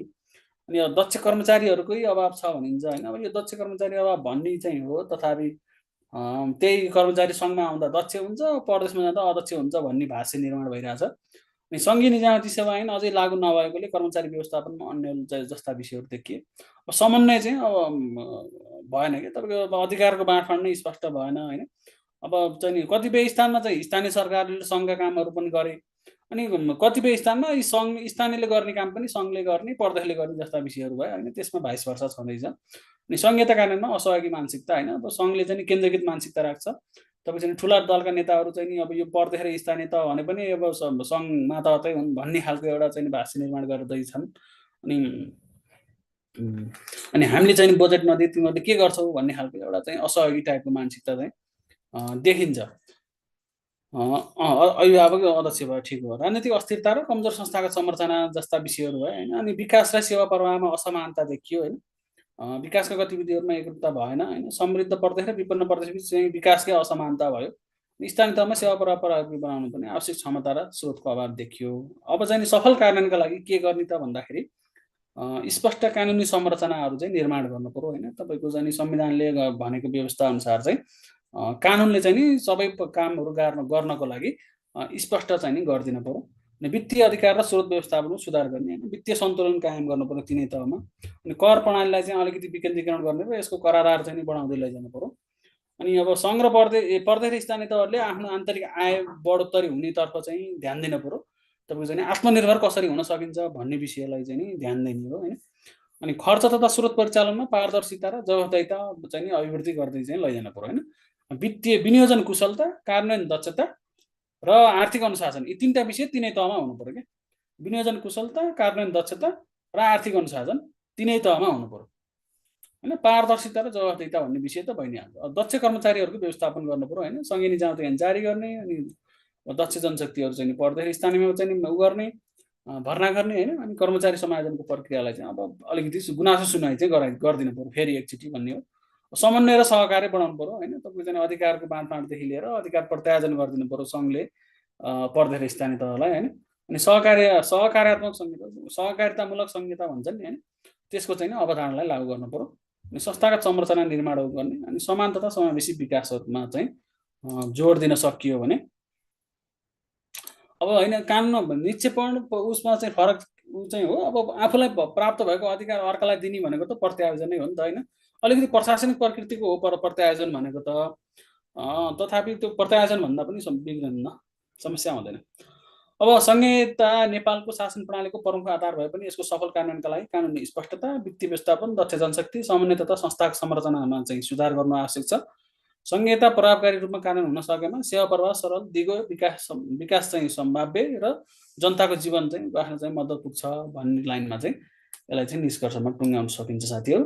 यसलाई म भोलि चाहिँ अलिकति कम्प्लिट बनाएर पठाइदिन्छु होइन। आज अब धेरै त छैन, आन्सर त अब कन्टेन्ट मात्रै समस्या देखिन्न, तथापि यसको चाहिँ नि विषय प्रवेशको सुरुवातदेखि लिएर जस्तो 1 नम्बरको क्वेसन चाहिँ अब कम्प्लिट छ होइन। तपाईँको चाहिँ नि यस्तै चाहिँ बनाएर म भोलि पठाइदिन्छु। यहाँहरूको केही जिज्ञासा छन् भने एकचोटि सरस्वती हेरौँ ल।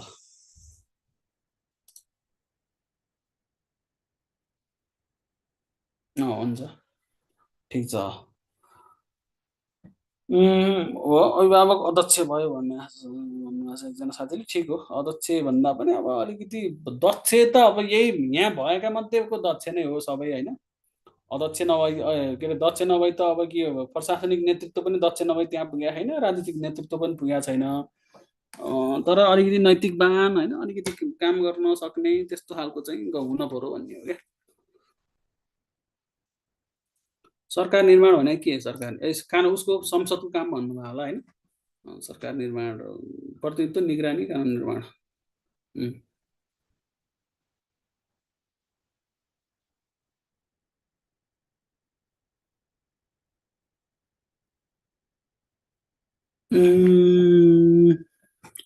समानीकरण र सशर्त के तपाईँ म पठाइदिन्छु है। ठिक छ।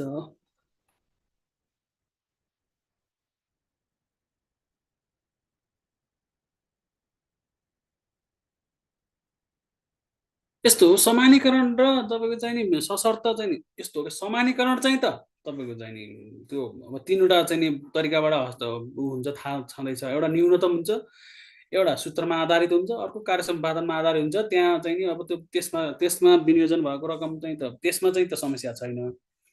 तपाईँको चाहिँ सशर्त अनुदान बढ्दै जानु चाहिँ त्यति ठिक त होइन साथीहरू होइन। सैद्धान्तिक रूपमा हेर्दाखेरि ठिक भन्न मिल्न चाहिँ मिल्दैन। नेपालको सन्दर्भमा किन बढेको हो त भन्दाखेरि तपाईँको चाहिँ नि मैले भने नि अघि यो पूर्वाधार मन्त्रालय र खानेपानी मन्त्रालय अन्तर्गतका करिब 800 योजनाहरू प्रदेश र स्थानीय तहले गर्ने गरेर हस्तान्तरण सशर्त अनुदान मार्फत गएको छ कि। त्यो हिजो चाहिँ नि हामीले वैदेशिक सहायतामा ल्याएका अनि तपाईँको चाहिँ नि कर्मागत आयोजनाहरू पनि तपाईँको चाहिँ त्यसरी हस्तान्तरण गरेको भएर सशर्तको चाहिँ नि भोल्युम चाहिँ ठुलो देखिएको हो। अब यो चाहिँ ती आयोजनाहरू सकिँदा बित्तिकै फेरि त्यो बजेट चाहिँ कम भइ नै हाल्छ। तर वित्तीय सङ्घीयताको स्वायत्तताको कुरा गर्ने हो भने समानीकरण अनुदान चाहिँ बढी हुनुपर्छ। किनभने तपाईँको चाहिँ समानीकरण अनुदान एक त फ्रिज हुँदैन, दोस्रो कुरा चाहिँ आफ्नै आवश्यकता, आफ्नो माग के छ होइन, आफ्नो प्राथमिकता के हो त्यसमा चाहिँ विनियोजन गर्न पाइन्छ। जस्तो सशर्त अनुदान त उसले जुन आयोजना भनिदिएको छ त्यही आयोजनामा खर्च गर्ने हो क्यारे। त्यो भइसकेपछि चाहिँ वित्तीय समानीकरण अनुदान नै बढाउँदाखेरि चाहिँ राम्रो हुन्छ सङ्घीयतामा। ल है त यति नै गरौँ। कार्यमूलक लेखा परीक्षण पर्फर्मेन्स अडिट भनेको उसलाई कुनै पनि सङ्गठनलाई प्राप्त भएको चाहिँ नि उद्देश्य, लक्ष्य होइन,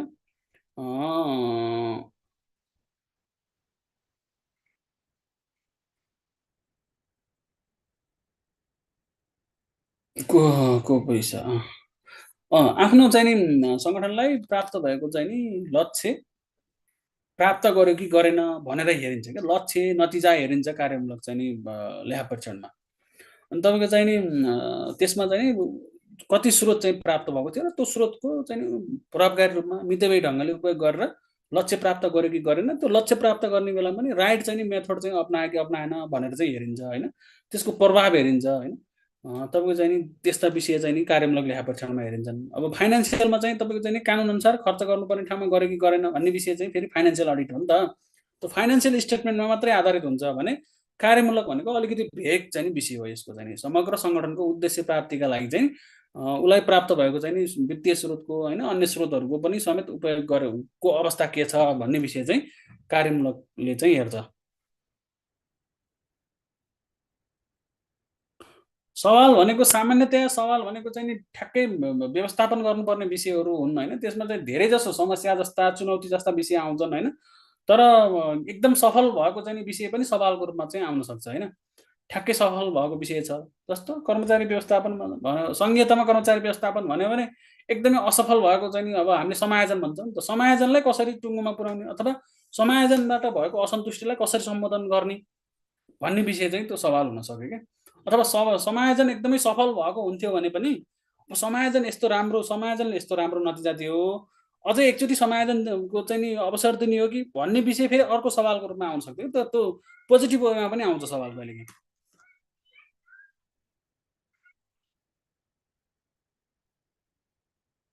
यस्तो हुन्छ समानीकरण बढाउने भन्ने विषय चाहिँ के हो त भन्दा सङ्घको पनि चाहिँ त तपाईँको राजस्व बढ्दै जान्छ होइन, उसको आम्दानी बढ्दै गएपछि त्यो अनुसारको चाहिँ नि सङ्घीयतामा सङ्घले धेरै काम गर्ने नै होइन, सङ्घले गर्ने काम भनेको अन्तर्राष्ट्रिय सम्बन्ध सुरक्षा जस्ता केही विषयमा मात्रै काम गर्ने हो होइन। ठुला आयोजनाहरू अन्तर प्रदेशको चाहिँ नि समन्वय काम गर्ने, अन्तर प्रदेश चाहिँ विकास निर्माणको काम गर्ने होइन। तपाईँको चाहिँ कसैलाई चाहिँ वित्तीय रूपमा चाहिँ समान बनाउनु पर्ने अथवा चाहिँ भौगोलिक असमानतालाई चाहिँ कम गराउनु पर्ने। अनि तपाईँको चाहिँ विकास निर्माणमा चाहिँ कुनै प्रदेश एकदमै पछाडि परेको छ अथवा कुनै प्रदेशले चाहिँ स्थानीयले गर्नै सकेन भने त्यस्तो अवस्थामा मात्रै हात हाल्ने हो, नभए धेरै काम पर्दाखेरि स्थानीय तहले गर्ने। त्यहाँ सङ्घले अहिले जे गरिरहेछ त्यो सङ्घीयताको दृष्टिकोणले चाहिँ नि ठिक गरिरहेको छैन भन्ने हो। त्यो भइसकेपछि अनि सङ्घले नै कर उठाइसकेपछि त्यो उठाएको काम चाहिँ उसको कामै छैन भने पर्दाखेरि स्थानीय तहलाई हस्तान्तरण त गर्नै पर्यो। त्यो गर्दाखेरि के गर्ने त भन्दा वित्तीय समानीकरणबाट दिँदाखेरि उनीहरूले आफ्नो माग र इच्छा अनुसार चाहिँ क्षेत्रमा खर्च गर्न सक्छन् भन्ने विषय हो क्या है त। ल यति नै गरेँ म नोट पठाइदिन्छु भोलि नै। अब 1 र 2 भनेको एक त्यो कमाउन सक्ने त अवस्था बनाउनु पर्यो नि त, त्यो कमाउन सक्ने अवस्था त अहिले तत्कालै पुग्दैन। जस्तो स्विजरल्यान्डमा उसले दिन्छ नि त के अरे उसमा परदेशहरूले चाहिँ नि सङ्घलाई पैसा दिन्छन्, अनुदान दिन्छन्। त जसले सक्छ उसैलाई दिने हो नि। भोलि चाहिँ नि स्थानीयले कुनै स्थानीय तहले सङ्घको पैसै लिन्न पनि भन्न सक्छ नि त, बुझ्नुभयो नि। सवाल भनेको चाहिँ ठ्याक्कै देखिएको समस्या होइन, एकदमै ठुलो समस्या त्यसलाई पार गर्नै पर्ने छ त्यस्ता विषयलाई चाहिँ नि हिट गर्नु पर्यो कि। यो 2 नम्बरको भने यही होला, यो सङ्घीय निजामती सेवा ऐनको चाहिँ नि व्यवस्था भन्नुभयो। यही हो होइन। अब यसमा चाहिँ तपाईँले के विषय लेख्ने भन्ने विषय चाहिँ अब यसमा चाहिँ धेरै विषय हुन्छन् होइन। अब त्योमध्ये केही विषय चाहिँ लेख्ने हो होइन। यसमा चाहिँ अब यो छड्के प्रवेश चाहिँ नि अब उपसचिव र सहसचिवमा हटाउँदा ठिक हुन्छ भन्ने होइन। आरक्षणलाई चाहिँ नि अब एकपटक बनाउने होइन। तपाईँको चाहिँ नि यो हायर एन्ड फायरको चाहिँ नि अब कार्य प्रमुखलाई दिँदाखेरि चाहिँ राम्रो हुन्छ कि भन्ने विषयमा चाहिँ अध्ययन हुनु पऱ्यो। अनि सङ्गठनको विषयमा पनि अब दरबन्दी तिनै तहमा कर्मचारीको दरबन्दी होइन, त्यसको चाहिँ नि कार्य जिम्मेवारी जनसङ्ख्या भूगोल अनुसार चाहिँ यकिन गर्न पऱ्यो भन्ने विषय छ होइन। यो नयाँ मन्त्रालय चाहिँ नि अथवा नयाँ कार्यालय सिर्जना गर्ने हो भने भत्काउ र बनाऊ नीति लिनु पऱ्यो होइन। तपाईँ नयाँ मात्रै खडा गर्ने होइन कि पुरानो कुनै नयाँ बनाउँदाखेरि पुरानो कुनै खारेज गर्नुपर्ने अवस्था हुन्छ, त्यो हो भने पहिला खारेज गर अनि बल्ल नयाँ बनाऊ भन्ने चाहिँ स्पष्ट व्यवस्था हुनु पऱ्यो होइन। सेवा प्रवेशको उमेर अवकाश उमेर बढुवाको प्रावधान निवृत्तिवरणका जस्ता विषयहरूमा चाहिँ नि तिनै तहको सेवामा चाहिँ समान हुनुपर्छ भन्ने विषय हो होइन। प्रशासनिक समन्वय र साझेदारी गर्ने चाहिँ कुनै एउटा संयन्त्र राख्नुपर्छ होइन। अब अवकाश उमेर चाहिँ 58बाट 60 पुऱ्याउँदै ठिक हुन्छ जस्तो लाग्छ। अर्को चाहिँ एउटा आधिकारिक मात्रै अब ट्रेड युनियन राख्ने होइन, त्यसलाई चाहिँ अब सेवा सुविधा र सुरक्षाको विषयमा चाहिँ नि अब सामूहिक चाहिँ नि सौदाबाजी गर्न सक्ने अधिकार दिन पर्यो होइन। अनि सबै तिनै तहमा तहगत प्रणाली लागू गर्नुपर्छ भन्ने हो। अनि मर्यादाक्रम अनुसारको चाहिँ असर नपर्ने गरी तलब सुविधा व्यवस्थित गर्ने होइन। अब समायोजन चाहिँ असन्तुष्टि हो भने त्यसलाई सुधार गर्ने मौका चाहिँ अझै एकचोटि दिँदाखेरि चाहिँ राम्रै हुन्छ भन्ने विषय चाहिँ लेखाएको छु मैले। यस्ता विषय चाहिँ राख्न सकिन्छ है त। ल यति गरौँ अब यहाँहरूलाई म ऊ चाहिँ पठाइदिन्छु है त। धन्यवाद ल सबैजनालाई। इक्जाम राम्रोसित लेख्नु होला, पढ्नु होला र सबैलाई शुभकामना। ओके, यही चाहिँ राखिदिन्छु नि त, म यही राखिदिन्छु। अब मिलाएर पनि राखिदिउँ है।